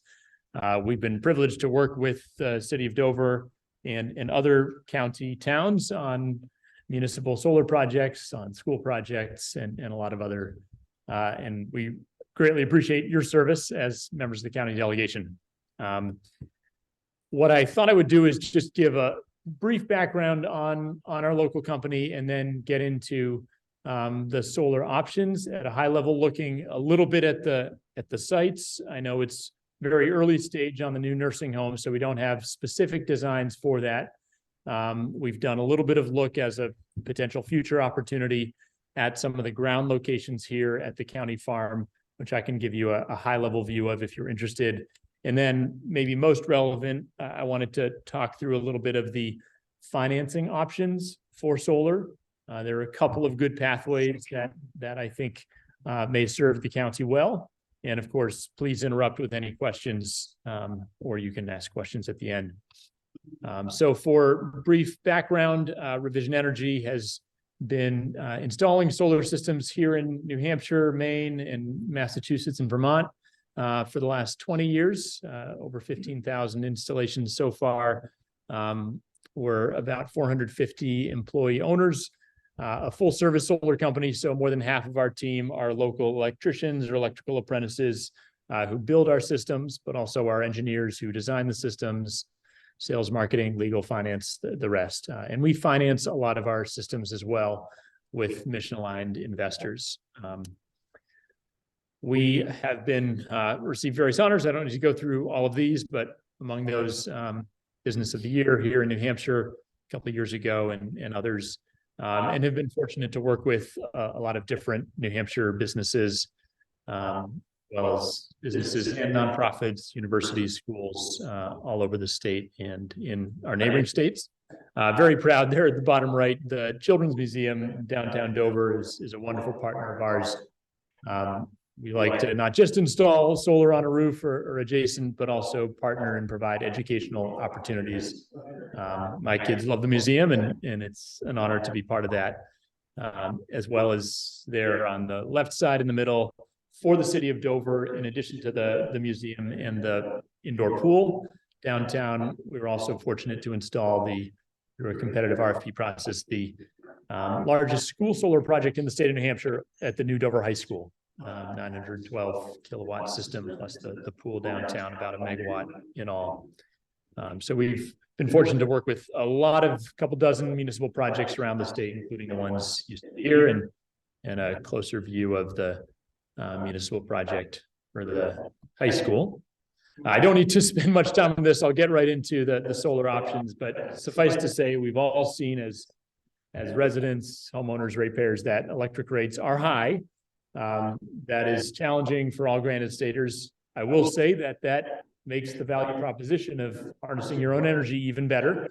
So as we've worked with other counties, and I'm happy to elaborate if you're interested, but we were honored to be selected for the Rockingham County project, which will be the largest solar project in the state that we'll construct next year. We're going through the final permitting process and interconnection process. The savings from that project the savings projections have gone up very considerably as the rates of energy have gone up, because at metering under New Hampshire state law, the rate you get for the energy produced is pegged to the cost of energy from the utility. We were also just selected for the Hillsborough County RFP for another large project, and are very excited about how counties in New Hampshire are leading the way. So to get right into a high level rundown of the design and engineering side, obviously this is at the very beginning of the nursing home process. I will just say on a side note, been privileged to be part of the larger team working with Rockingham County on their new municipal building, and very exciting to see the work that's being undertaken here. I know, again, early stage, but this is an initial concept rendering that you may have seen. The solar panels themselves will look a bit different from that, but the idea is right. On flat roofs like the expected roof at the nursing home, where we are anticipating, based on the very early concepts, roughly 40,000 square feet of available roof space for solar panels. That size of that square footage on a rubber membrane roof, the typical roofing material on these flat buildings, is conducive to a sizable solar array. The same design characteristics as we did at the Children's Museum and Pool, as well as the high school, where these systems are, we can call it a floating ballasted system, where we don't actually make any penetrations or have mechanical attachments to the roof deck.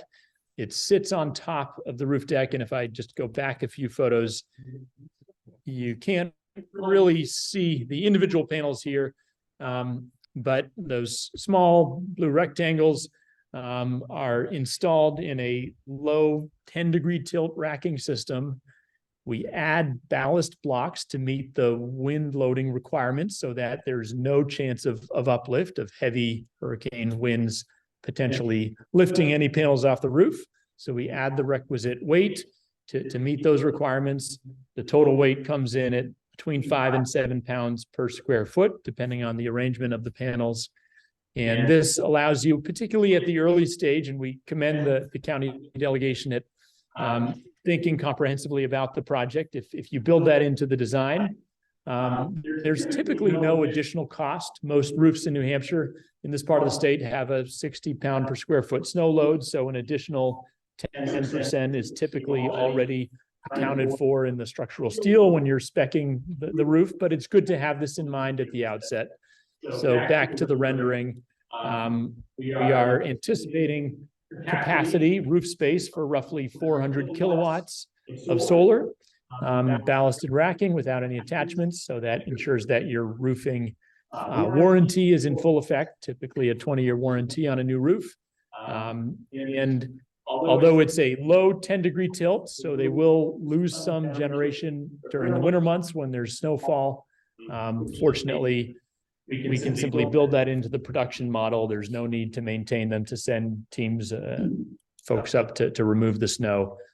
So it's near zero maintenance, although we do remote monitoring and annual inspections, et cetera. So that gives you a quick view of the rooftop. As I move through a few other slides here, wanted to give you an advanced view of some of the potential for a larger ground-mounted solar farm. 400 kilowatts, based on what we expect the roof space to be, is significant. That would generate close to 500,000 kilowatt hours per year, which is the equivalent of roughly 80 average homes in the state of New Hampshire. But relative to the county's total municipal load, that's going to be a small percentage. We don't currently have load or consumption data for all of the county accounts at this time. But we do have a pretty good idea of the total footprint of your municipal facilities here, comparable to those down in Rockingham County, a little bit smaller than Hillsborough County, but in the same ballpark. We've also designed for Belknap County. So based on the more detailed assessment we've been able to do for these other counties in southern New Hampshire, we believe the county's total electric load to be in the 5 million kilowatt hours per year. When you count the Department of Corrections, the new nursing home, courthouse here, and other county facilities, particularly the Corrections Department and nursing home have very substantial loads, cooling, kitchens, et cetera, et cetera. So the amount of generation based on our preliminary square footage assumptions is about 10% of total county load that you could offset with a rooftop array. Of course, I'm biased being in the industry. We think putting solar on roofs is a good idea, particularly with a new roof where you'll get the maximum longevity. You won't need to replace the roof and temporarily remove the panels for a roof replacement. On a side note, panels will extend the life of the roof because the biggest factor that drives the degradation of these membrane roofs is actually the UV rays from the sun. So covering, shading most of the roof will extend its life. So certainly, we do recommend looking hard at solar for any new construction, but because the total county load is in the millions of kilowatt hours, the generation from a system this size on the roof is about 500,000 kilowatt hours. We did think it was worth taking at least an advanced look at some of the opportunities for ground-mounted solar farms in the vicinity. So I'll give you a quick view here Of course, happy to answer any questions. So this is the zoomed out satellite overview. We're at the north center of this image. And then Department of Corrections to the south, of course. This is simply overlaying the property boundaries. So we know what area is existing county land, the county owned parcels. It's ideal to not cross parcel boundaries. There's some interconnection complexities with the utility. Fortunately, that's not an issue here. There is plenty of county-owned land. This shows a little bit more zoomed in the yellow lines, which a little hard to make out on the screen, but those are your elevation lines, so the contours. And to state the obvious, it's pretty flat out here, which is also well suited to solar. Some areas where the lines are tight that you have a bit more elevation to deal with. And then zooming in on the southern portion, that's bounded by the Kachika River, you've got pretty ideal land out there, which has limited utilization, obviously some haying these days. So I want to consider the costs and benefits there, but a lot of acreage and pretty flat for a potential solar farm. The numbers are too small to read on the small screens here, but after looking at some of the key GIS conditions, the site conditions like elevation, we also look at wetlands and floodplains. We always turn pretty early in the process to what the interconnection capacity is. These solar arrays in the state of New Hampshire are almost always being connected to your local distribution grid as opposed to your high voltage transmission grid. And so we do have from Eversource being here in Eversource service territory, PSNH, we have the hosting capacity. You see the green lines, green is good. That means that there is a substantial amount of existing capacity on the local substation. This is fed by the Dover substation. And so based on this early assessment, the county could certainly do a smaller rooftop array, as I mentioned, of about 400 kilowatts. It could also do a larger ground mounted solar farm.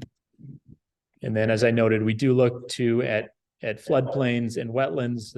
The light and darker purple shaded areas are your wetlands as shown on the National Wetlands Inventory map. And then we have FEMA floodplain maps. There is obviously some hydric conditions. We're bordered by the river. So there would be some restrictions on buildable area, but still substantial amount of available space. So this is a very rough early layout of what you could do in the currently cleared areas, steering clear of the wetlands.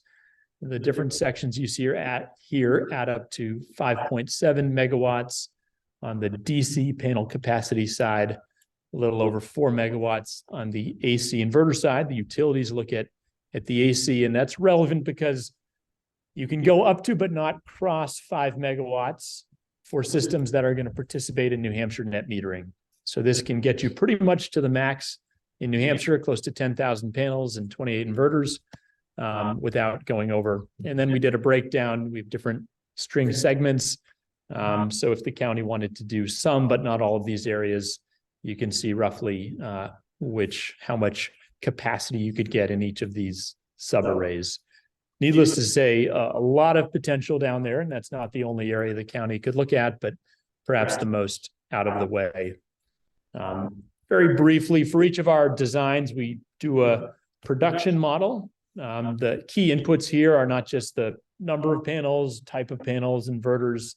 These are all bifacial solar panels or modules, which means they pick up an additional 5 to 10% production from the reflected solar rays that reflect back from the ground. We also look at the particular stringing configuration, and then we look at the local weather conditions.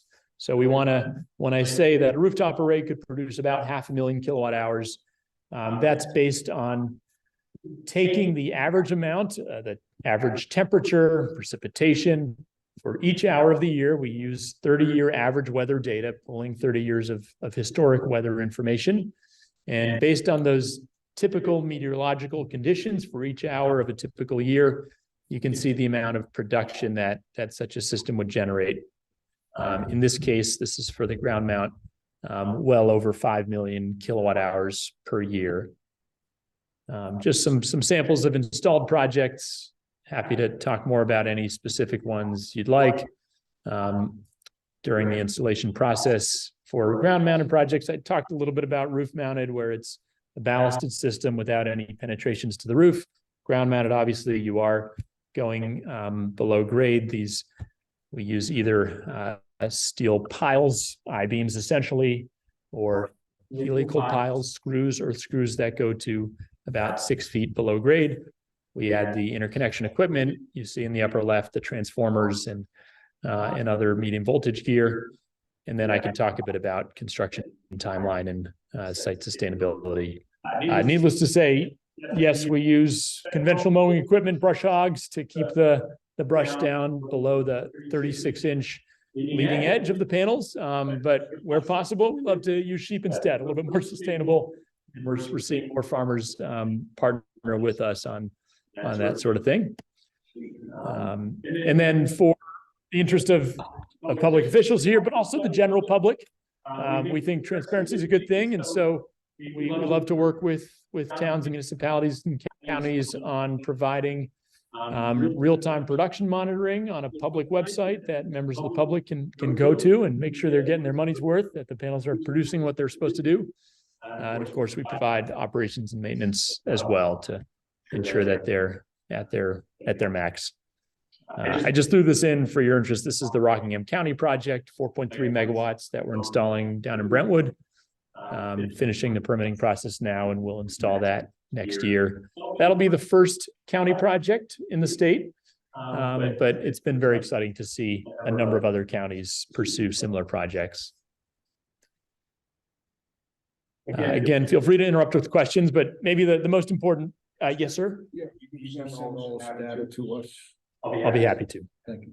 Yeah. Yes. One you're talking about, how many acres does that take up? Good question. I should have mentioned that.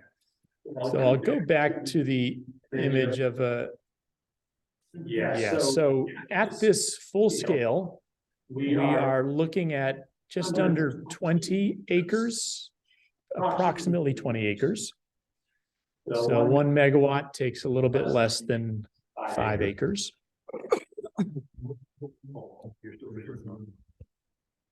So with this preliminary design, based on our assumptions of the county's total consumption, this is if the county wanted to get 100% offset with, so producing enough power on an annual basis to meet 100% of the county's load.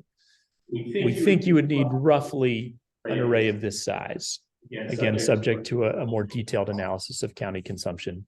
The rooftop configuration for the nursing home, you said it was 400 kilowatt. How much of this home consumption will that cover? Just the nursing home, not the county.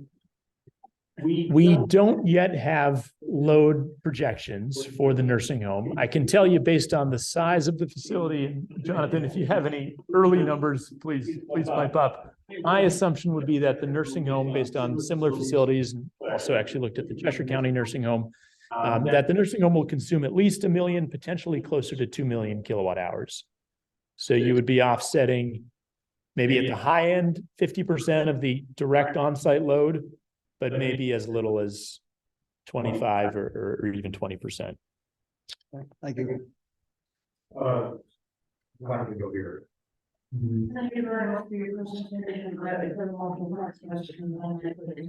I want to know what the average life of the panels is, what kind of warranties there are, and knowing that technology is changing, do you anticipate that whatever changes may come will be comparable to what we're putting in today? Thank you for those questions. So the warranty period on the solar panels is 25 years, and we're actually seeing those push up to 30 years. So depending on which of 2 modules we use, it would be 25 or 30 years. The commercial lifespan of the solar panels is 40 plus years. And I say that's based on analysis that has been done by the US Department of Energy, their National Renewable Energy Labs. And they find that the production of the first generation of solar photovoltaics that was installed in the US, which was in the early 80s, the production of those 40-year-old systems is still about 80% of what it was in year 1. And that's consistent with the manufacturer warranty. So they give you that production warranty for 25 or 30 years, which assumes not more than, in some cases, less than 0.5% per year in degradation. So at year 40, you should be at about 80% of the day one power output. The final point of that question was, does anybody know, as these wear out with changing technology, do you anticipate, with what you're on today, that there'll be compatibility between these current units and the others, so we won't have to change the whole system of just portions? Yes, ma'am. So one of the benefits Revision Energy has of having been in the business for 20 years is we have seen a lot of technological change. Our co-founder actually started installing solar in the 80s, so we've got a few more decades of in-house experience. We are seeing the panel technology improve every year. The panel efficiency here, we're looking at 590 watt panels, individual panels. The panels on my roof at home are 325 watts from several years ago. These are slightly larger, but they're significantly more efficient. Fortunately, it is relatively plug and play. So on our older systems, we service 20-year-old systems. We are installing the current newer panels. Sometimes we're upgrading the inverters. That's a comparatively low-cost item. Those have a shorter lifespan of 20 years, roughly. So we build into our cash flows a replacement of the inverters midway through the system life. But those can accommodate newer or older panels, and newer panels can be swapped in if necessary. Fortunately, that's very rare. We very rarely need to replace panels. And when we do so, we're able to use the current technology. This woman had her hand up. Hi. If, just on the roof, you don't have enough to power the whole building. Yeah. Could we add more solar arrays, like right around the nursing home, like over parking areas, or making nice shaded areas for residents to go to? I know that my father, for one, would have loved to see sheep outside his window. Absolutely. Creatively. Thank you for that question. The short answer is absolutely. And as you well know, there's a lot of acreage throughout the county farm vicinity. So in our initial design, that's not to suggest that that is the only or even the best place, but looking for locations that were relatively out of the way, if you will, with limited current activity or planned activity. But absolutely, you could in any of these areas where there's available ground install to get up to 100% for the nursing home itself. And that includes parking canopies. I will say that there is a higher cost to parking canopies. There's a lot more steel involved. And the production is a bit lower than a typical ground mount because we don't want a 35-degree tilt, which is optimal at this latitude. We typically go with a lower 10-degree tilt. So the snow will not slide off as quickly. But those are absolutely an option as well. Have you looked into any directed ray, like you created they redirected sun's rays to a vessel? Concentrated solar power, CSP? Yes, and that there's a big one in Trinidad. And is that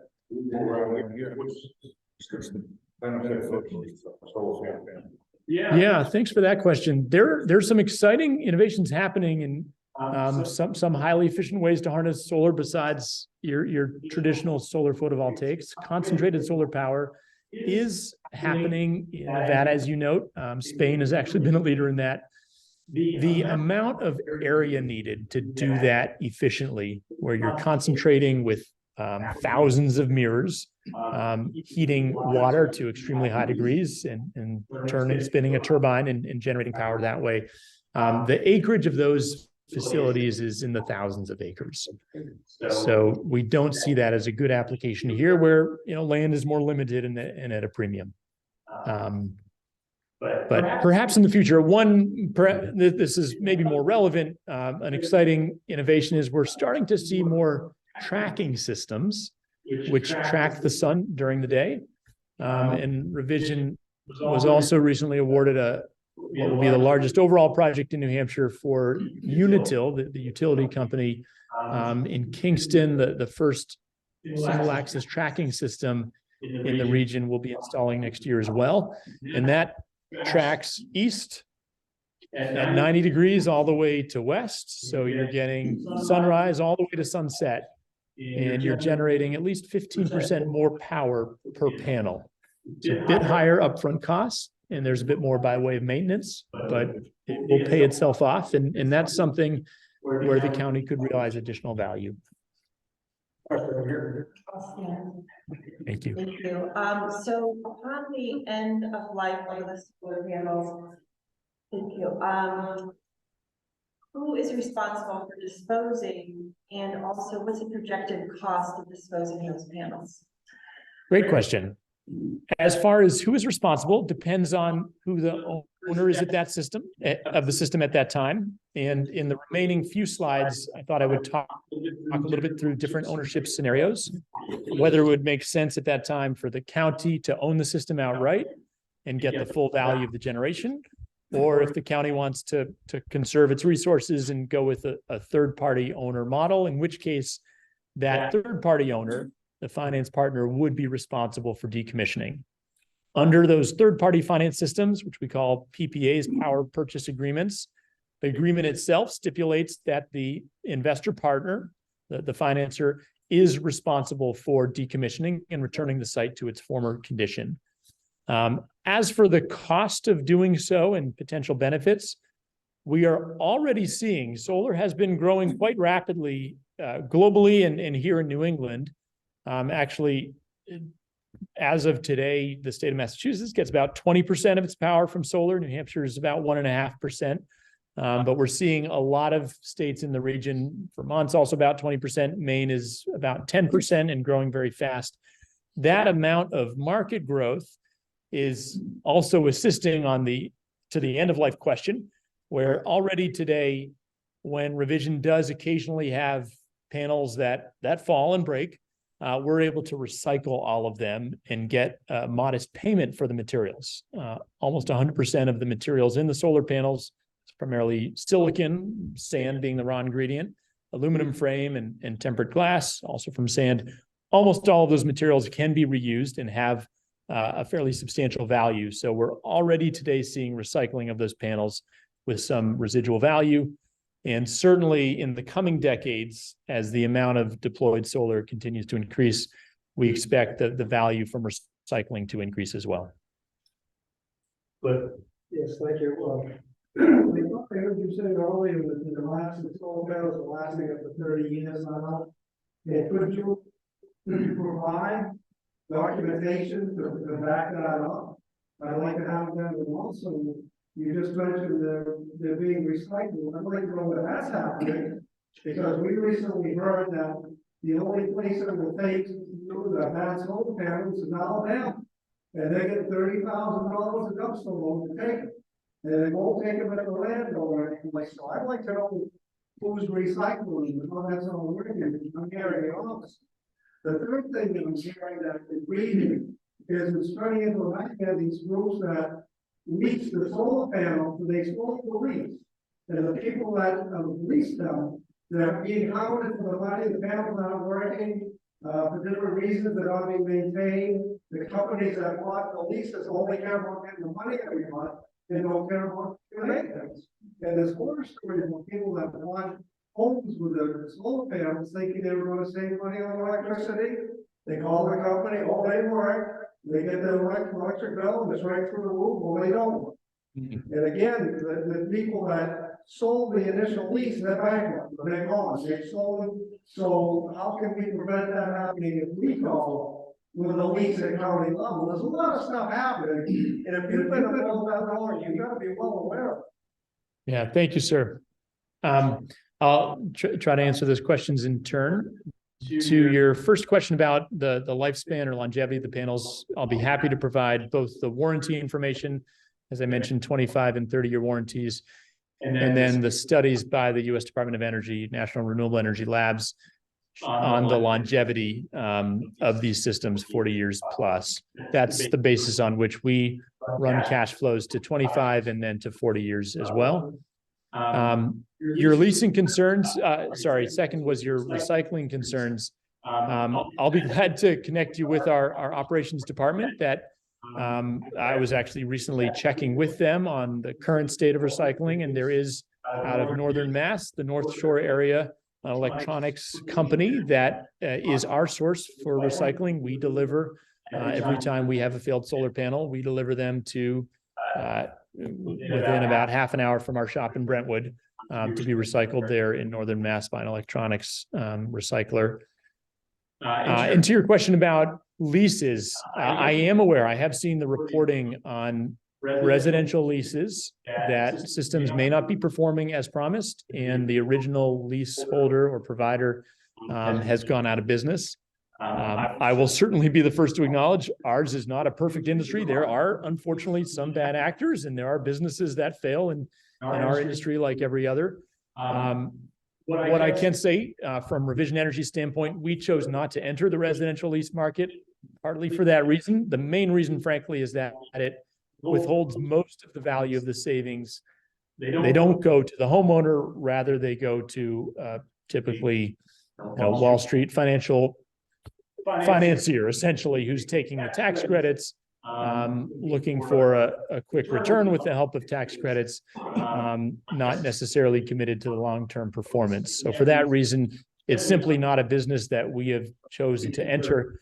And we think we can deliver the most value to our customers, our 15,000 customers as of now, by ensuring they own systems outright. The one exception to this is larger municipal or other public sector entities. For the last decade, we have or 12 years now, we have provided power purchase agreements, and maybe I can go into that in brief here. The quick reason, so if you'll permit me to continue with the slides, and then I'll be happy to take any additional questions, of course. The challenges that municipalities, including counties, have faced historically are, the first one there, access to incentives. This has recently improved, but until last year, any tax exempt entity, whether public sector or a 501c3, that didn't pay an income tax bill to the IRS was not able to access the federal investment tax credit, which is a reduction in taxes owed federally. For that reason, we saw, starting over a decade ago, nonprofits and municipalities were coming to us saying, we want to go solar. We've got the roof space. We certainly pay the energy bills, but we can't take the tax credits. Can you help us out? And Revision began by directly financing these projects. And we were able to finance a couple dozen projects, actually about 70 projects in all. The demand far exceeded our available capital. And so we have, for the last 7 years now, worked with financing partners. These are typically local families or businesses that have the tax appetite, so to speak. They owe a fair amount in taxes, and they can reduce some of those taxes by financing clean energy systems, either their own or for other entities. And so we've been able to work with some local families and businesses that see as part of their mission trying to make solar more accessible. And we have so far done about 220 of these power purchase agreement projects, which I've got just another slide on that. So needless to say, there is the challenge, fortunately, that inavailability to access the investment tax credit was addressed a year ago in the Inflation Reduction Act. And now through something called elective pay or direct pay, tax exempt entities now do have the option to directly receive, in the form of a one-time payment from the federal government, 30% of the project value. The most recent example of this is town of Exeter, where we're doing a big project on their landfill. They're going to own that outright. And once the project is installed, they will get 30% of that project paid for by the federal government. So the need for this third-party financing has gone down, helpfully, and provides, therefore, more options for municipalities. Of course, the other challenge is there is still the upfront cost.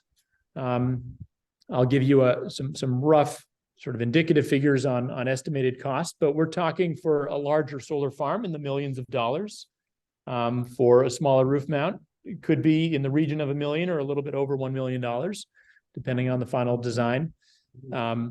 So in order to cover that cost, if I just go on to the next slide, in terms of financing solutions, I've talked a little bit already about the, sure.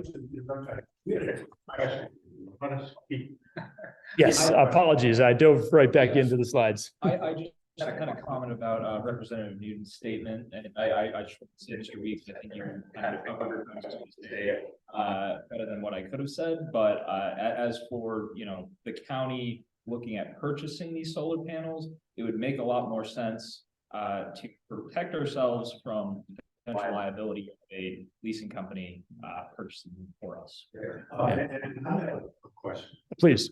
That pertains to Representative Newt's question in here.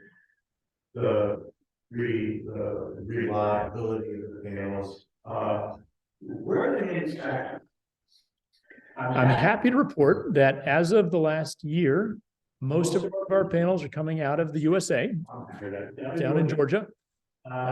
T-Cells is one of the leading global manufacturers. Historically, those have been manufactured in Singapore and Korea. Revision has made a point from day one to not procure out of China for a bunch of reasons. But we're very encouraged that in the last year, especially, we've seen a lot of onshoring of domestic production. The steel has always been out of the US. Ohio is our primary source for the racking on the steel, and we're seeing the other components also come back onshore. Or shall we move on? Move on. Okay, thank you, Mr. Chairman. So in terms of financing pathways, as I noted, we've been fortunate to work with a lot of municipalities, counties, as well as cities, towns, school districts, et cetera. The power purchase agreement has historically been the most common option. And just to break that down a little bit more, the primary benefits of and sorry, there are a lot of words on here, but I'll try to just break it down. The primary benefit is that going with the power purchase agreement means there's no capital cost. That is fully financed by an investor partner. As I mentioned, we've had local families and businesses finance a lot of our PPAs. The nice thing about local is, you know where they are. You can knock on their door if they're, you can certainly, you know, vet them to begin with. Is this someone I want to do business with? A potential long-term agreement here. You can look at their balance sheet and ascertain if you're confident that they are well positioned to finance a project. But if you go this option, there's no upfront cost. I mentioned the financing being typically local mission-driven investors. Systems, regardless of how they're financed, participate in net metering, and you get a low levelized cost of energy. Again, too many words here, but the key mechanics of the power purchase agreement are you have the investor providing the capital. They are leasing the roof or ground area to install the solar array. They are selling the power, as the name power purchase agreement suggests. They're selling the power to the host entity to use. So you're using it to power your facilities. They're selling it at a fixed predetermined rate, which in all of the cases, the 220 of these projects Revision has built, that rate is always lower than the utility rate. So even though you're not getting the full value of the energy, because that cost to purchase the clean electrons from your roof is less than the cost of the utility power, you're saving that delta is savings to you, and it's predictable. You know what that rate is for the 25-year life of the PPA. You also have the option to purchase the system out. That the investor partner has to own it for at least 5 years. If they don't own it for 5 years, the IRS will penalize them. They have to give back the tax credits on a pro rata basis. But starting in year 6, the host at the county's own discretion has the option to buy it out for fair market value. And that's demarcated in the upfront agreement. So you know what that will be, and you can run the comparison cash flows. And just to give you a sample, this is if we're going back to maybe the nearer term potential project on the rooftop, this is for another 400 kilowatt project that we recently did. And you see the different lines show the different scenarios. the power purchase agreement with an early year 6 buyout is that orange or yellow line there. And you see you're saving modestly in the first 5 years. Then you dip below the line to purchase it, to buy it out from the investor. And then from year 6 to about year 12 or 13, you're recouping that investment. And then after year 12 or 13, you're in the black and your savings accumulate for this smaller scale project, about $2 million in long-term savings. If this entity, another public sector entity, had purchased the system up front, they'd have a substantial upfront capital cost on the order of $1 million, and they'd have a relatively long payback of about 14 years because they are not able to access the tax credits. Happily, you do now have the 30% tax credit, so that's going to cut a 14-year payback down to more like 10 or 11 years. But then substantial long-term savings. The other option is if the county were to go into a PPA, not buy it out in year 6, go all the way to a 25-year term, and then own the system. Your savings will be a bit less, but you won't have a capital cost, and you'll still do pretty well in the end. So that's a little bit on the PPA option. The other options, very briefly, if the county simply wanted to do a solar project and get some revenue for land that may not be generating revenue, you could do a simple land lease where revision with our investor partner would, based on the size of the project that can get built, the cost interconnected, et cetera, would pay the county for the land. The county could use the power or not. There are other entities that could use the power, and at a minimum, you could at least receive payment for the land. In that case, you're going to save less money because you're not also receiving the energy savings, but you may be deriving some revenue where there wouldn't otherwise be revenue. Direct ownership, particularly with federal supports, could be the preferred solution for obvious reasons. By owning the power, you'll get 100% of the savings. And if you're able to reduce that upfront cost, that can be a game changer. And to be a little bit more concrete here, for the Rockingham County project, they are applying funding from the COVID relief package, which will fully cover the cost of their roughly $10 million system.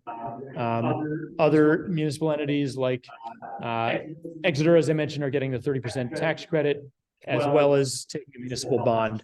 So there's a variety of different options, which I don't need to belabor right now, but happy to answer questions. And this is a little bit more, the American Rescue Plan Act is the funding pool that some entities have used. Hillsborough is also planning to use that for their county project. Obviously, bond financing has gotten more expensive lately. Hopefully those rates will start to come down. But those are the primary pathways that we see. Nothing that we would expect the county to be committing to at this stage. Maybe the last relevant slide here is just a quick summary of the process if the county was to determine that they want to at least start investigating either roof or ground. Identifying what the goals are and a solar development partner. We've often been privileged to work with other expert contractors like Lawrence Reed Architects and Du Bois King, or we've gone through separate procurement processes as the county may determine. Then deciding on what the precise goals are based on an analysis of the consumption of the county, a more detailed set assessments. We've done the preliminary assessments that I showed you, doing what is approximately a 1-year process these days with the utility Eversource to determine exactly what the interconnection conditions are and what the cost will be to interconnect, doing a full design and engineering, going through the state and local permitting process, and then procuring, constructing, and commissioning systems. Yes, I think way in my opinion, that although this is not no interest, I think we're way premature. Yeah. Way premature. Sure. But you have a question. I have a comment. It has an excellent reputation with community I live and has worked really for, again, school system has worked with you before, and I just really trust everything that you're telling us in terms of answering questions for the future. I mean, how do we really know, but they're planning at least. So I want to thank you very much for coming in tonight. Thank you. I appreciate the opportunity. Have you finished your presentation? I think I've gotten through the slides. I hope I didn't bore you too much. We had questions that were a while ago during politics. I read somewhere, we were told initially that the multiple surrounding municipalities would benefit from this energy. And I think I read somewhere, the federal dollars are involved, the only people that can benefit from the municipality where the solar panels are actually involved. So do you know anything about that? The regulations and you know, restrictions to supply, let's say you have more energy than we need infrastructure in the county nursing home, can it be displaced anywhere besides gold? Because we were told last year, possibly some of them, what I read conflicting.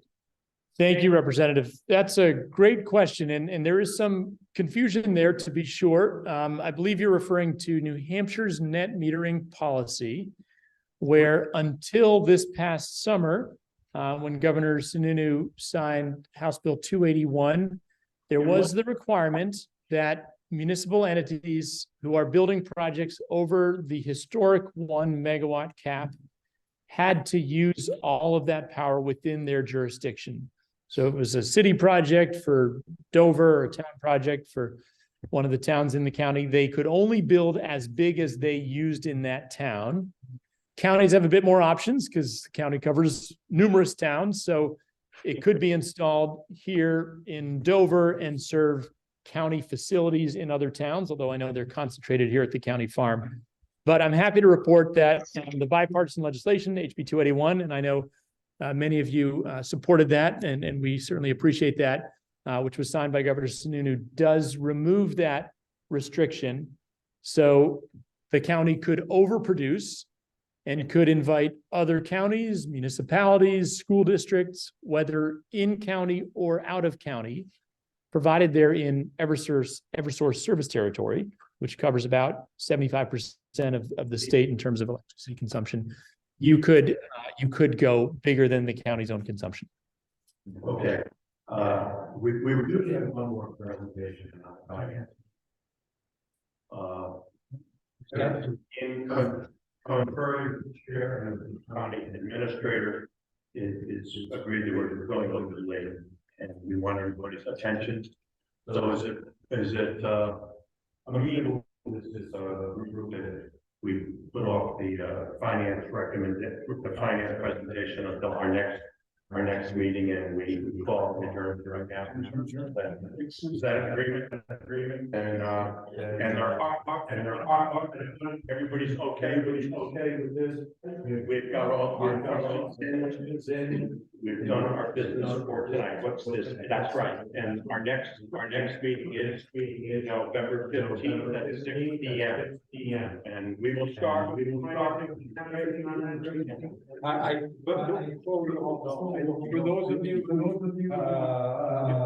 have not heard, Representative Rochester, so Brandon, those who are around while we're going to go, and I just want to make sure everybody knows. The challenges. Reading these all on 15th, 4 p.m. Okay. Executive committee and then work session. Okay, 4 p.m. 6 p.m. All right. All right, if there's any objection, we are adjourned.